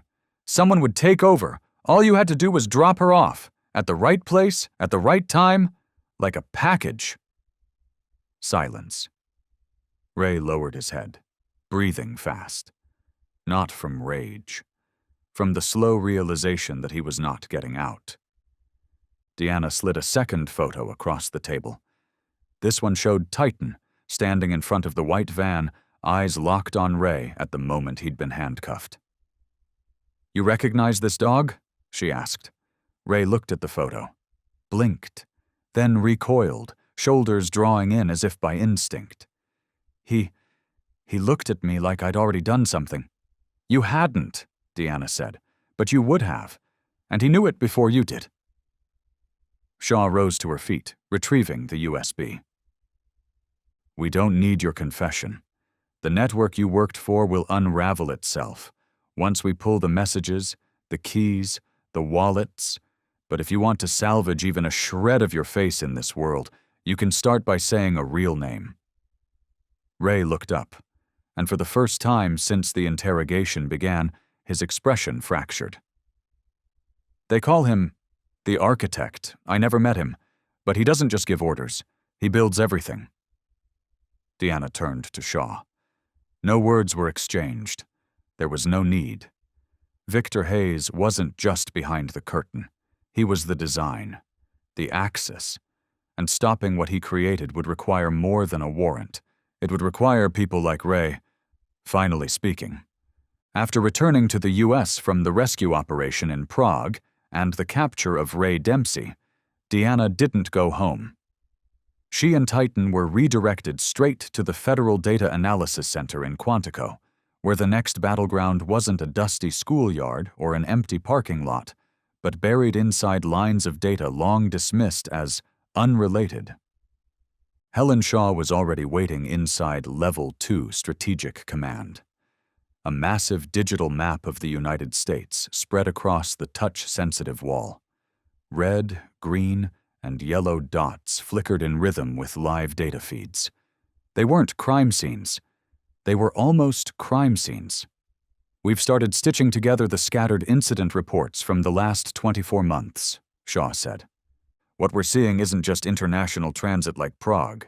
It's domestic, an internal corridor for child movement, across state lines, through soft borders like bus stations, roadside motels, and rented warehouses outside city limits. GPS data extracted from the white cargo van Ray had driven revealed a disturbing pattern. Locations that matched no known active investigations, yet carried strange anomalies. Students reported not getting home on time. Unknown men lingered near school gates. Cameras lost signal for precisely timed intervals. Not enough to open a case file, Deanna said quietly. But enough, Shaw replied, for a child to vanish. One encrypted email pulled from Ray's laptop seemed like gibberish at first, but once decoded, it revealed a list of pending target locations, annotated with weather conditions, campus security coverage, even the exact time of sunset. They don't choose schools, Shaw murmured. They choose the space between layers of protection. Beneath the surface of that data was a supply chain, not a trafficking route in the traditional sense, but a logistics line, cruelly precise. A system where children were the commodity, and trust was the warehouse being broken into. Deanna reached across the desk and picked up 2 photos from an earlier case report. Maya and Lucy. She held the edge of the printouts with both hands, like she needed the weight of something real to stay grounded. We haven't cut out the route yet, but if we can trace this corridor, maybe we'll know where they'll move next. At her feet, Titan lay silently. He didn't need to be called. He only lifted his head, ears raised, just as the map lit up again. A new point appeared, glowing at the southern edge of Arizona. A sign, a scent, a shift. The fourth-floor strategy room at FBI headquarters had transformed into the core nerve center for mapping the behavioral blueprint of an invisible predator. Across one full wall stretched a national digital map, glowing with scattered points, not of crimes committed, but of patterns. Below it ran rows upon rows of data: timestamps, weather conditions, victim responses, approach tactics. No one called it a case map anymore. Shaw gave it a different name: the silence map. Because every red dot glowing on that screen, from Illinois, Colorado, Texas, Arizona, marked places where nothing was heard. No screaming, no reports filed, no police alerts, only lost camera footage for a few minutes. Kids coming home late and saying nothing. Teachers later remembering, "There was someone by the gate that day, someone I didn't recognize." And now each dot was being re-sniffed by Titan, not with his nose, but with memory.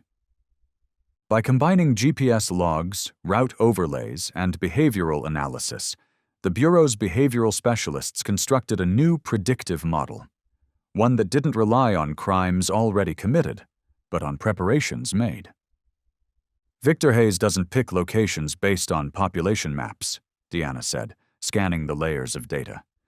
He picks where routine has made people turn off their instincts.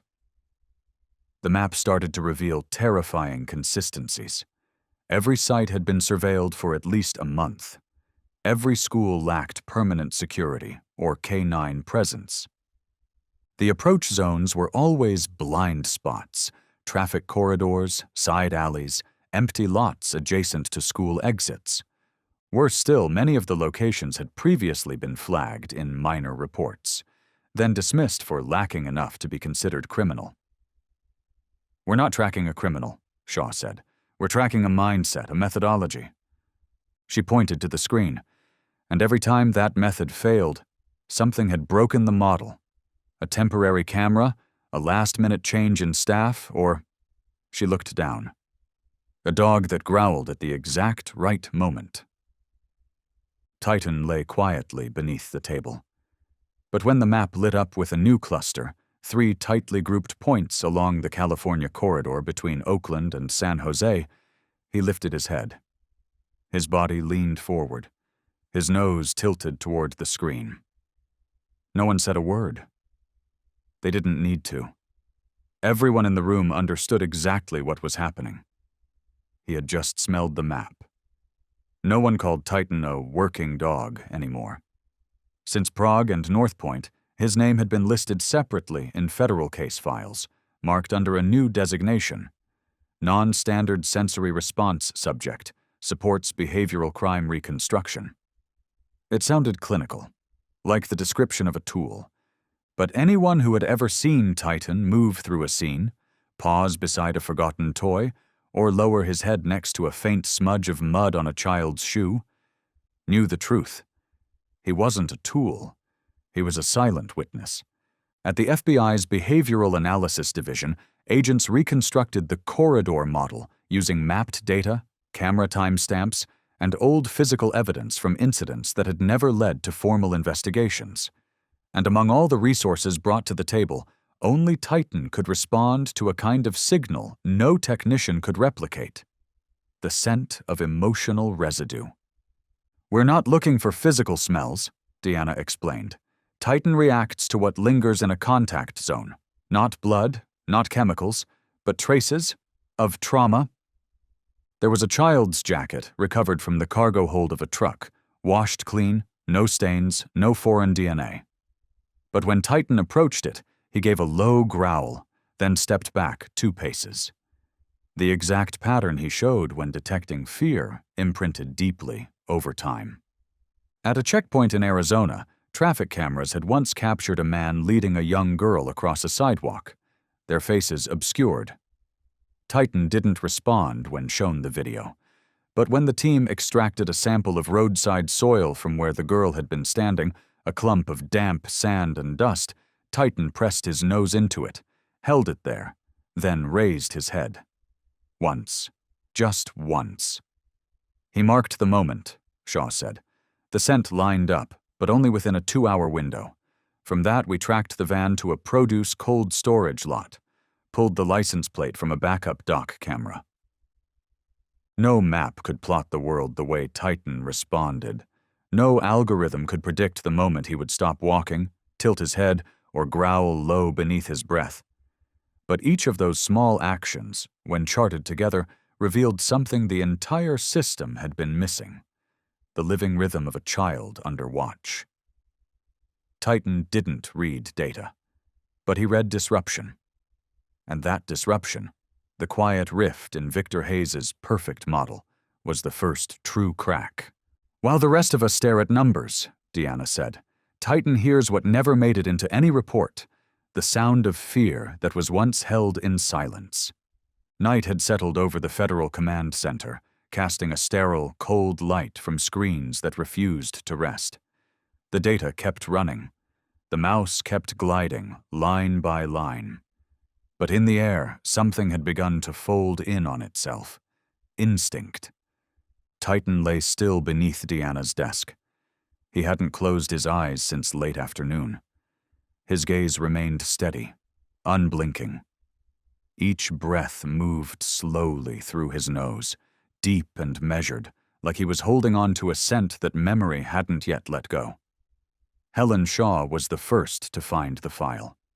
It was hidden inside a folder labeled California Projected Paths, buried among hundreds of encrypted logs and coded instructions.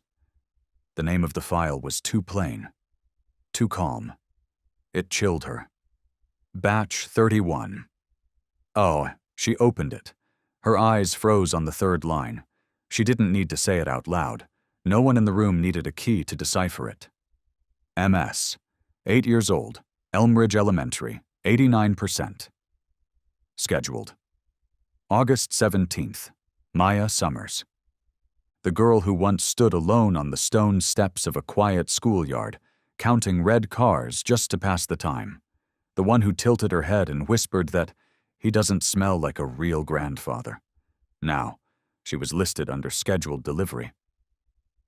Deanna stepped behind Shaw, not yet speaking. She hadn't even formed the question when her eyes landed on the name. And at that exact moment, Titan stood up. No growl, no bark. He just moved. Slowly. Deliberately. As if he had known this all along. As if the name Maya had never left the scent map etched in his memory since that quiet autumn day at Elmridge. Titan stepped toward the screen, lowering his nose to the corner of the display. He didn't touch it. He just drew in a long, full breath, then lifted his head. Deanna placed her hand gently on his collar, but Titan leaned forward again, not waiting for a signal. He already knew this one was his. Shaw stood up. No additional reports needed. No cross-checks. No simulations. He hasn't stopped, she said softly.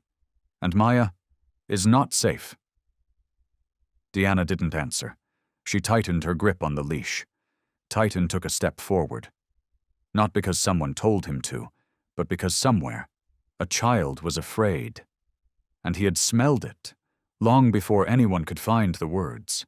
The small room behind the Elmridge Elementary Library was always quiet at lunchtime. Beneath pale yellow lighting and shelves lined with worn book spines sat an old wooden table. And there, leaning over it with sleeves smudged in color, was Maya, 8 years old, her hair tied low, her focus fixed, carefully sketching as though every pencil stroke had to protect something sacred inside her. The paper was thick, slightly creased at the corner. In the center of the page stood a German shepherd, upright, ears alert, eyes wide and intelligent. But this wasn't Titan lying quietly as he usually did in real life. In her drawing, Titan wore a red cape, flowing behind him as if caught in a breeze. Around his neck was a collar with a star. Beneath his feet, Maya had drawn two children, one clutching a book, the other crying. Both held on to the edge of Titan's cape, as if he were the still center of a storm. "I'm going to tape this up in class," Maya whispered as the librarian approached. "I want the other kids to know. He's a real superhero." The librarian sat beside her, smiling gently. "What do you think makes Titan a hero?" Maya didn't answer right away. She looked at the drawing, tilted her head. "Because he doesn't need anyone to tell him. He just knows from the beginning." Some adults might have chalked that up to a child's imagination. But Deanna, who had once seen Titan growl in the middle of the schoolyard and stop a stranger in his tracks, knew better. There were things Titan sensed long before human reason could catch up.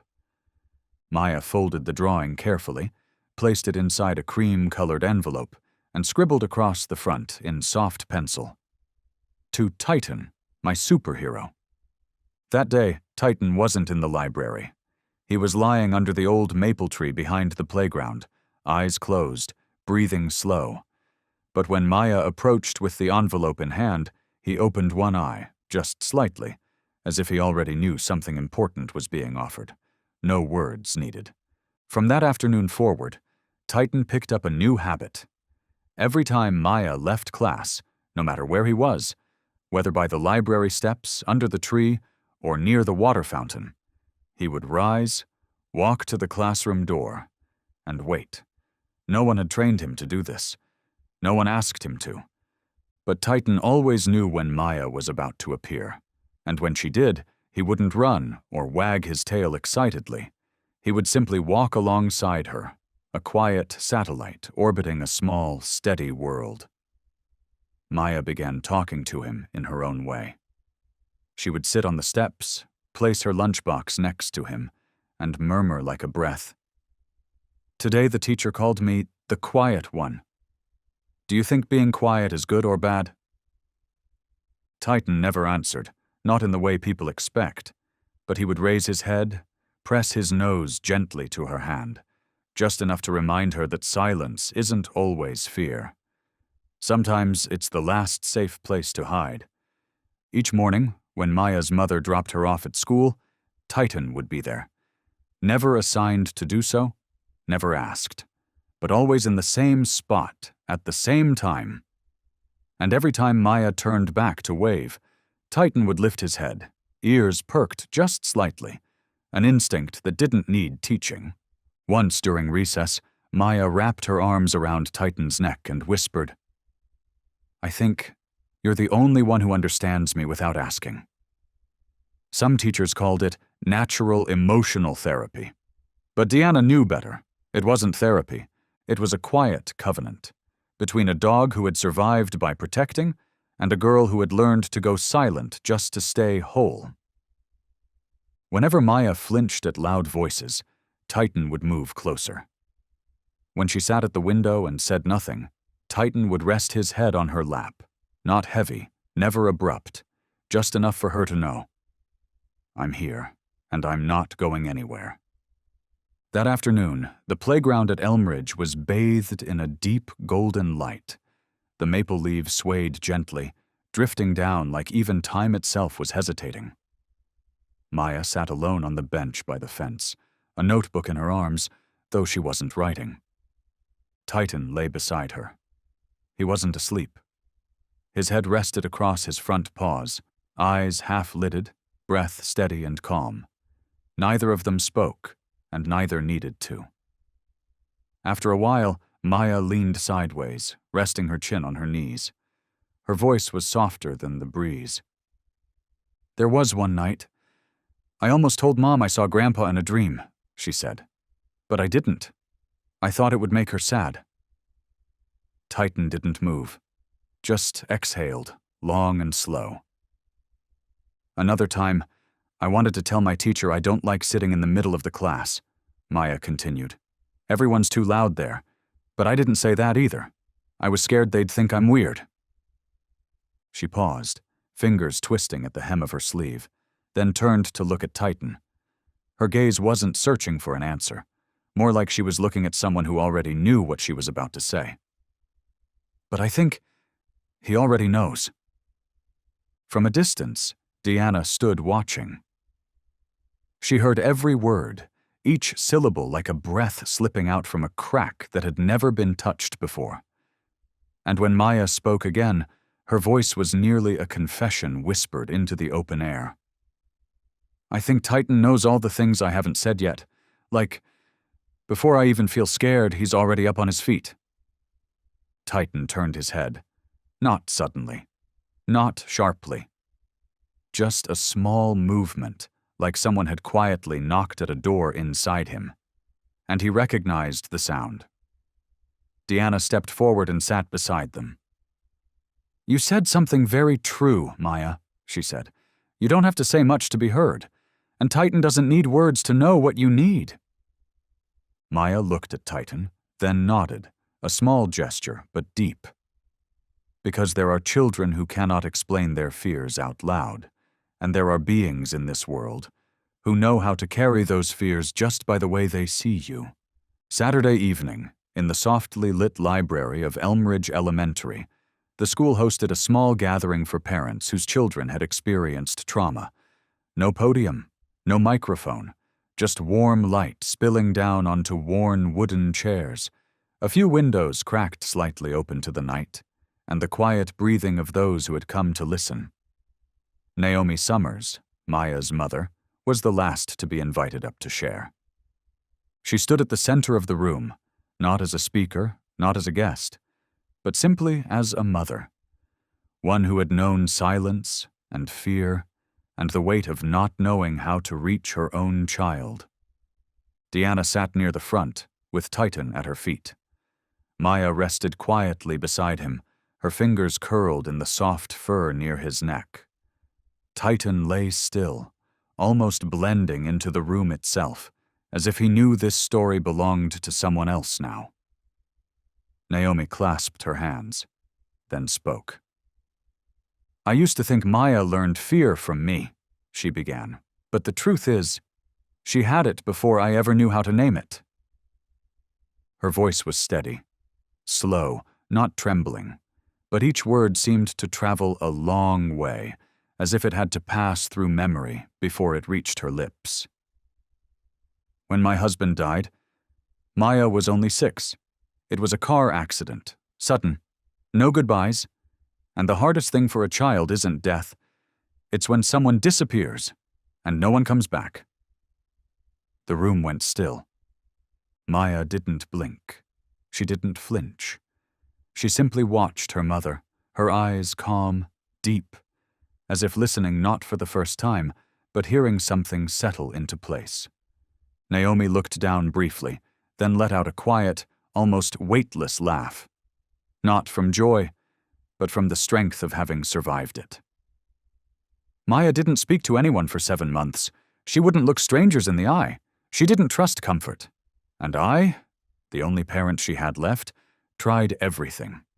Doctors, therapists, stories before bed, sleepless nights with my hand on her back. She lifted her gaze and glanced at Titan, just as he raised his head and gently licked the back of Maya's hand, like he knew his name had been spoken. And then one day, Titan came. He didn't talk.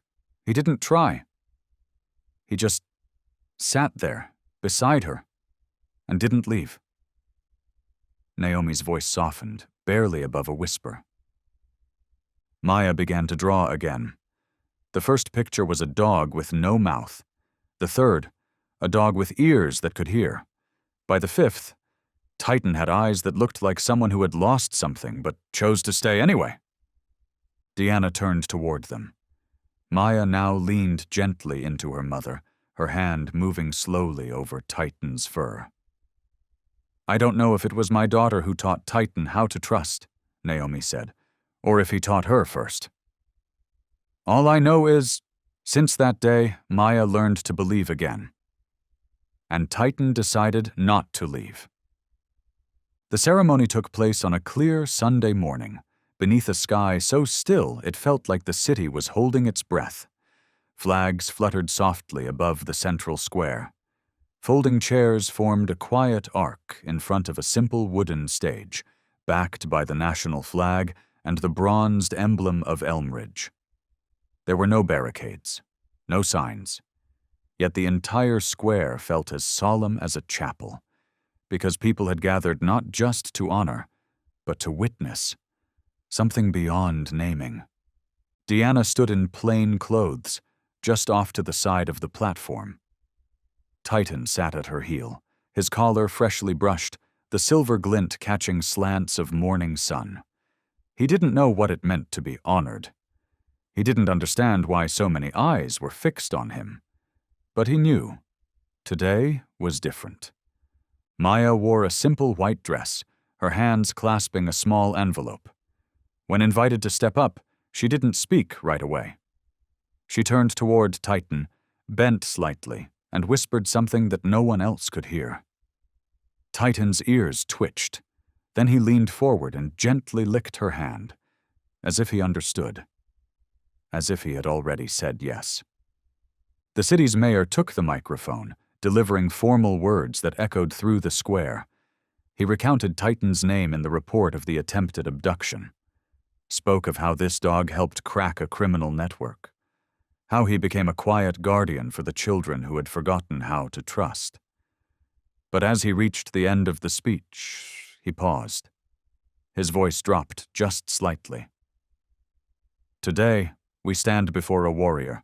He carried no weapon, wore no armor, spoke no words, and yet he saved lives by simply being there. Applause followed, not a thunderous, coordinated burst, but a ripple, soft and scattered from every corner of the square, like nods exchanged between those who had tasted loss and knew the value of presence. Deanna knelt and fastened a medal to Titan's collar. It bore the city's crest, shaped like a heart etched with a single word: Guardian. Titan didn't move. He turned his head slowly toward the crowd, then sat, lifted his chin. Silent. He didn't bark, he didn't wag his tail, because he didn't need recognition. He only needed to be heard.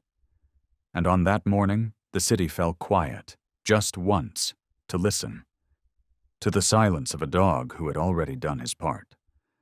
Monday morning brought with it a pale blue envelope, sitting quietly on the edge of Deanna's desk at the Federal Coordination Office. There was no sender written on the front, only an international postmark from the Czech Republic and a line of tiny, careful handwriting. To Officer Deanna and Titan. She turned the envelope in her hands, slower than usual. Titan stood beside her, head tilted, as if he too was waiting to see what memory lay tucked inside that piece of paper. Inside was a drawing, done in soft wax crayons, the paper slightly wrinkled, but it held the clarity of a memory that hadn't faded. A German shepherd stood in front of a crumbling brick doorway, light pouring in behind him like a golden halo. In front of him, a little girl curled on the ground, her eyes open, wide, clear, as if she had just awakened from a very long dream. At the bottom of the page, in wobbly English letters, was a message written in the small, determined hand of a child. I am alive because you didn't leave. Elena. Deanna didn't read it aloud. She simply placed the drawing on the table, turning it so Titan could see. He sat silently, then leaned forward to sniff it. Once. No bark, no sound, just a blink. Slow, deliberate, as if something had quietly settled back into place. Some connections defy logic. Some bonds live beyond reports or protocols. Only two souls who have stood side by side on the edge of survival can understand what it means to be kept, not by strength, but by presence.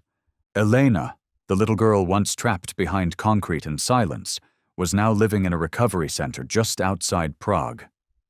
She didn't speak much, but every week she drew a picture, and this week her picture had crossed an ocean to find the one who didn't leave when the world turned its back. Deanna folded the letter carefully, tucked it inside the inner pocket of her coat, and turned to Titan. "We weren't wrong to stay," she whispered. Titan rested his head on her knee and let out a long breath, the kind only a dog can give after going far enough to know. Sometimes life is saved not by miracles, but by someone who simply refused to walk away. The 7th floor auditorium at FBI headquarters in Quantico was usually reserved for high-level interagency briefings, a place where intelligence charts, tactical reports, and coordination strategies were projected across 3 LED screens simultaneously. But that morning, there were no slides, no statistics. Only a single sheet of A4 paper rested on the center of the podium, and behind it, hanging from a simple red string, was a child's drawing in a rough wooden frame. Standing at the podium was Special Agent Helen Shaw. Her uniform was immaculate, her expression, as always, composed, but her voice carried a faint tremor, the kind not often heard in these walls. "Today I'm not here to present an achievement report," she began. "I'm here to share a letter from a 6-year-old girl named Elena, a survivor from a place no one expected anyone to survive. She didn't write to me. She didn't write to an agency. She wrote to someone she met in the dark." She paused. One hand gently unfolded the letter. The other rested on the edge of the podium, beside a worn K9 collar that had been placed there before the briefing, like a quiet monument. Her voice was steady but soft. "I am alive because you didn't leave." The auditorium fell silent. More than 200 agents, representatives from the Department of Homeland Security, CIA, State Police, all sat still. Not because they didn't understand, but because they did. Deeply. This was why they chose this job. Shaw lowered the letter. Then, barely above a whisper, not for the microphones, but perhaps just for memory, she added, "Among all the data, the algorithms, the call signs, and codes, there are still things that can't be decrypted. A child who knows fear, and a dog who knows when not to move." There was no applause afterward, no fanfare, just a quiet, unified act. Everyone stood. No signal was given. No protocol followed. It was less a standing ovation and more a form of reverence. But it wasn't to mourn a loss. It was to honor a life, preserved by the courage of a being who needed no title, and a silence that knew exactly where and when to stay. In the front row, Deanna bowed her head. Titan lay beside her, his head resting gently across her forearm, eyes open. He didn't care who they were honoring. He only knew one thing: where Elena's eyes still looked for light, there was still something worth guarding. After nearly a year of non-stop investigation, 312 hours of digital surveillance, 11 coordinated operations, and 5 transcontinental pursuits, September 9th was officially marked within the FBI internal system as a historical milestone. Operation Pavilion, case closed. Victor Hayes, known by many names, the architect, the final nod, and, across several darknet forums, simply V, was no longer just a shadow embedded in the system. He was apprehended at a secluded villa on the Montenegrin coast, living under a false identity with a French passport and a freshly fabricated medical history. But what confirmed his identity to the joint FBI, Interpol task force wasn't DNA or fingerprints. It was the file still open on his laptop, the folder labeled Batch 32A, with Maya's name at the top of the list. The arrest of Victor Hayes triggered a cascade of follow-up takedowns within 48 hours. In Lyon, France, a middleman coordinator was arrested with 3 unused child passports. In Manila, Philippines, a technology engineer was caught operating an encrypted darknet server handling logistics data for human transfers. In Rio de Janeiro, 2 former social workers were indicted for leaking sensitive data from international orphanages. The entire network, which had operated like a ruthless logistics company with a systematic chain of assessment, acquisition, transit, delivery, was dismantled piece by piece. As of the latest report, no further access attempts had been detected from the original infrastructure. But there was one thing not included in the final report, something that didn't show up in case files. In the internal bulletin marking the closure of the operation, Helen Shaw wrote a single line, lowercase, no highlights, no underline.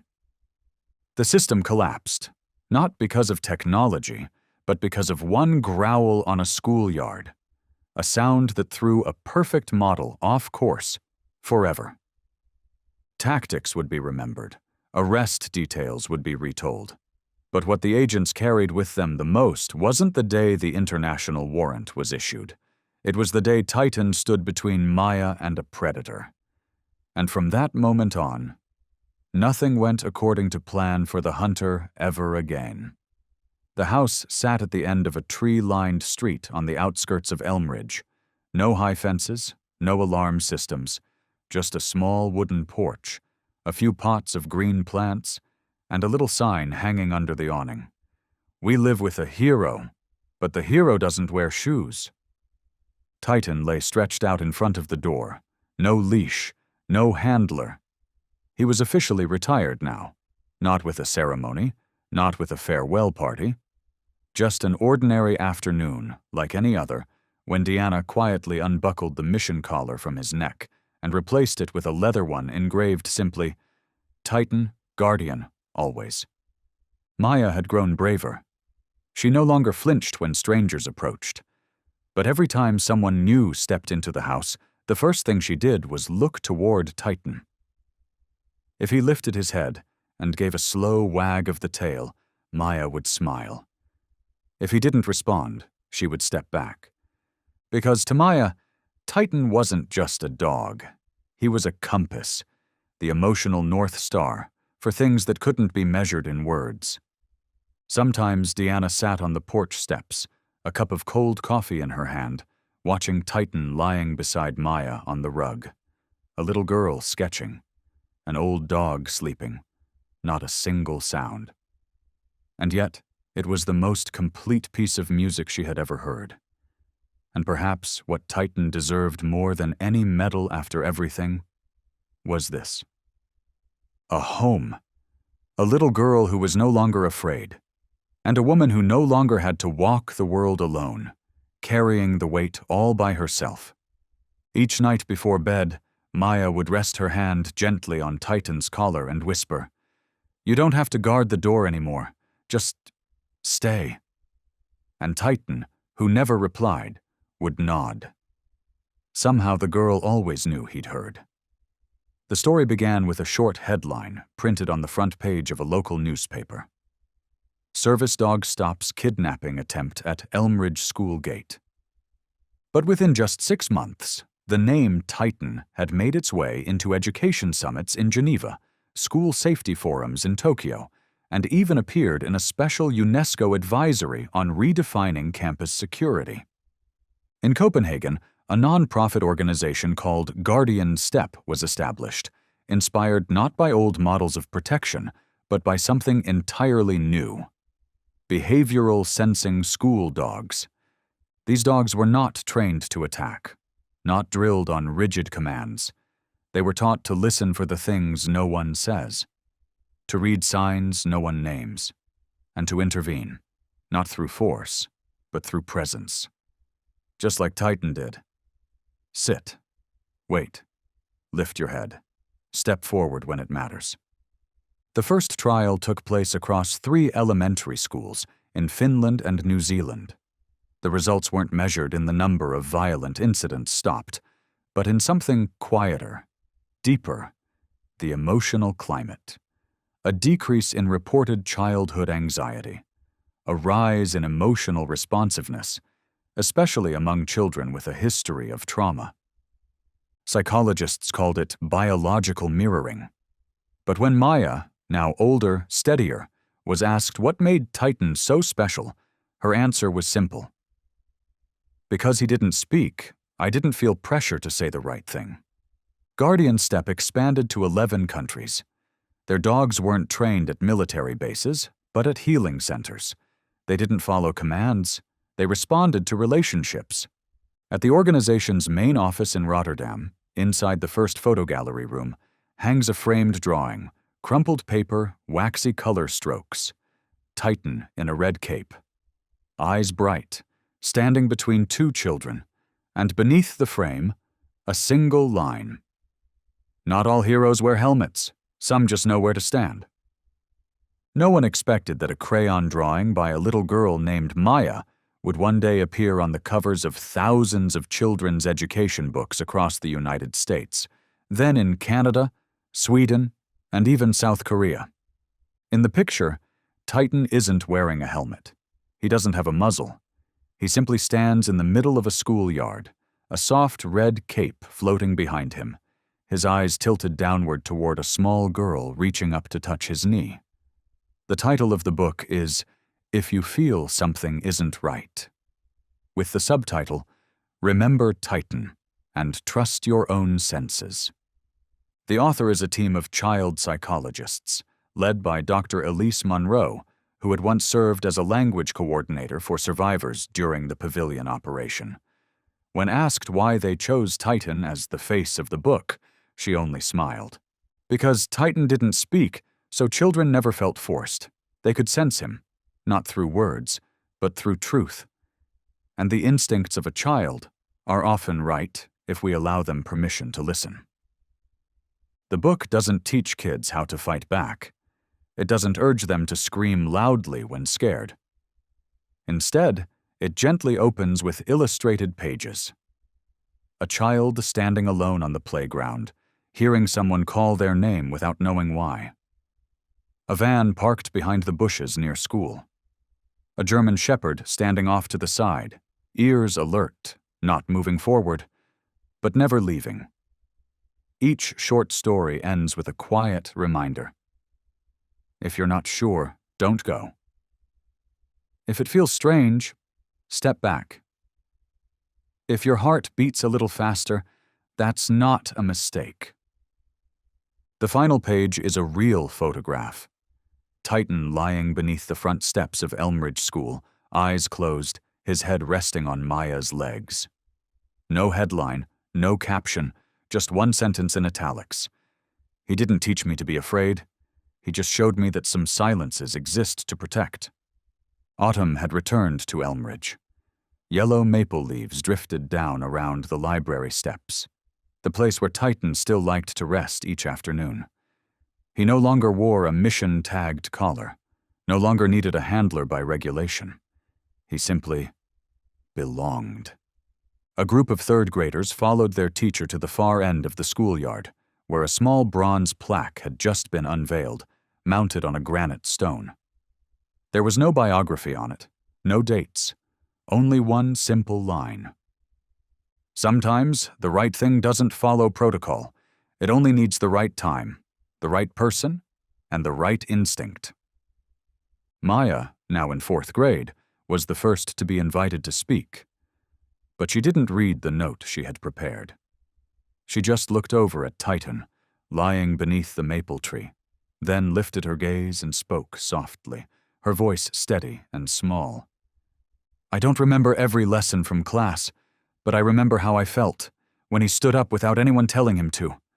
I remember that first growl no one understood, but it made everyone stop and look. And I think we shouldn't forget that feeling, because maybe that's how we survive, not by theory, but by instinct. No one clapped. No one needed to. Standing in the back, Deanna watched Titan, older now, his eyes cloudier, but his ears still perked each time someone said the word Maya. In her final report to the Department of Education and National School Safety, Shaw had written, "We have taught children how to read, how to write. It's time we teach them how to trust what they feel." Autumn returned to Elmridge. yellow maple leaves scattered across the library steps, the place where Titan still rested each afternoon. He no longer wore a mission-tagged collar. There were no handlers, no procedures. He simply belonged here. A group of third graders, led by their teacher, gathered near the schoolyard's far corner, where a small bronze plaque had just been installed on a block of granite. There was no biography engraved, no dates, just a single line. Sometimes, the right thing doesn't follow protocol. It just needs the right moment, the right person, and the right instinct. Maya, now in 4th grade, was invited to say a few words, but she didn't read the paper she had prepared. She simply looked at Titan, resting beneath the tree, then lifted her eyes and spoke in a quiet, even voice. "I don't remember every lesson from school, but I remember how I felt when he stood up without anyone telling him to. I remember that first growl no one understood, but it made everyone stop and look. And I think we shouldn't forget that feeling, because maybe that's how we survive. Not with theory, but with instinct." No one clapped. There was no need. In the back, Deanna stood watching Titan. Older now, his eyes clouded with age, but his ears still perked every time someone said the word Maya. In her final report to the Department of Education and National School Safety, Helen Shaw wrote, "We've taught children how to read, how to write. It's time. We teach them how to trust what they feel." Titan grew old. Not suddenly, but slowly, like autumn fading into winter before anyone notices. His steps became more deliberate. His shoulders carried the weight of years spent chasing truths on quiet streets. His ears drooped each morning, but when someone said, "Maya," they still flicked, just a little. Slow, but never absent. He no longer chased Maya's bike, no longer waited outside the school gate. But every night, after the light in Maya's room dimmed, Titan, by some instinct he had never unlearned, would rise from the living room rug, walk the short hallway, and lie down in front of her door. No command, no reminder, just every night. Always there. The house had changed hands, in a way. Deanna no longer wore a uniform in the morning, now working as a school safety consultant. Maya was taller than her old desk, her voice more certain, but she still folded her blanket with care, and before sleep, glanced at the narrow shadow under her door where Titan usually rested. Sometimes Maya would crack the door open, just a bit, just enough to see. And Titan, though his eyes were no longer clear, always lifted his head at the right moment. His gaze had dulled with age, but the way he looked at her was still the same as that first day, when Maya clung to the schoolyard fence and whispered, "My grandpa doesn't smell like that." And Titan had risen. Now he no longer growled, but his breath, long, steady, deep, remained the safest lullaby Maya had ever known. No matter what the world might say about self-defense techniques, recovery data, or behavioral adjustment programs, Maya, at any age, believed only one thing. If Titan is still lying there, then the world hasn't turned off the sound of trust. The band was made from an old leash, dark, worn leather, once the front end of Titan's lead. One side was frayed, the length cut short, folded in half by Maya's own hands, and wrapped with a single red thread at the seam like a quiet knot. It wasn't pretty. It wasn't polished. But anyone who saw it would know. It wasn't decoration. It was a signal. Maya kept it beside her pillow. Not on her wrist, not hung on the wall. Just there. Right on the side where Titan used to lie when she was still afraid to sleep alone. One night, her mother walked in and found Maya adjusting the band's position. She asked, "Why do you place that here every night?" Maya didn't look up. She just answered softly, "I keep it here, so if anyone comes near, Titan will know first." Naomi paused. Not out of surprise. But because she understood, her daughter had grown up with a different definition of safety. Not locks, not porch lights, but the quiet belief that someone was always listening, even when no one was speaking. Each morning, Maya would check to see if the band was still in place. If it was, she'd smile, run her fingers gently over it, then tuck it back into the small drawer, like a ritual to begin the day. Once, in a class writing assignment, Maya was asked to describe an object you carry that makes you feel protected. No one was surprised when she drew the band. But what silenced the room was the caption below her drawing. "If something happens when I sleep, he won't let me be the first to feel afraid. I place the band here, so Titan hears it first, and chooses to stand." Not everyone understood. But Titan, lying quietly at the classroom door, granted special permission during literature hour, lifted his head, let out a soft, low sound in his throat. No one prompted him, but Maya smiled, because she knew. He'd heard. The summer sun bathed Elmridge's schoolyard in gold. Rows of plastic chairs stretched in neat lines beneath strings of paper lanterns and soft glowing lights. At the front, a wooden platform stood beneath a long cloth banner that read, "Graduation Ceremony, Class of Listening to Yourself." Unlike past years, the school didn't ask the top student to deliver the closing speech. Instead, they voted for the person who had made the deepest impact on the class. The result was no surprise. Maya Summers. She stepped onto the stage slowly, dressed in a simple white dress, holding a folded sheet of paper. But when she reached the microphone, she paused, drew in a steady breath, then folded the page again and placed it beside her. She didn't look at the crowd. She didn't look at the faculty. She looked down, just off the side of the stage, where Titan, now older and slower, still lay beside the platform, his eyes half closed, as if simply hearing Maya speak was all that mattered. "The first day I came to this school, I didn't say much," she began, voice soft but clear. "I didn't tell anyone I was scared. I didn't share that some nights. I slept with my hand on the door handle, and the lights on." Some students lowered their heads. A few teachers placed a hand over their chest, not in pity, but in understanding. But there was someone who never asked. He just sat, looked, stayed silent, and knew when I needed someone to stand in my place.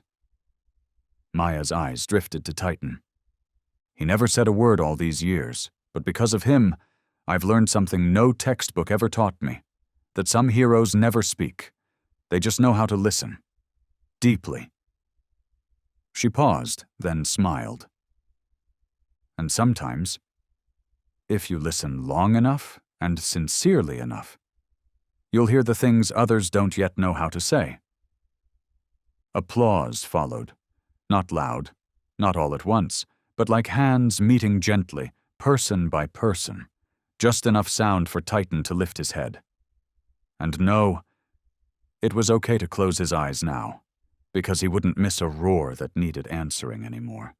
The ceremony ended as sunlight slipped behind the far edge of the yard.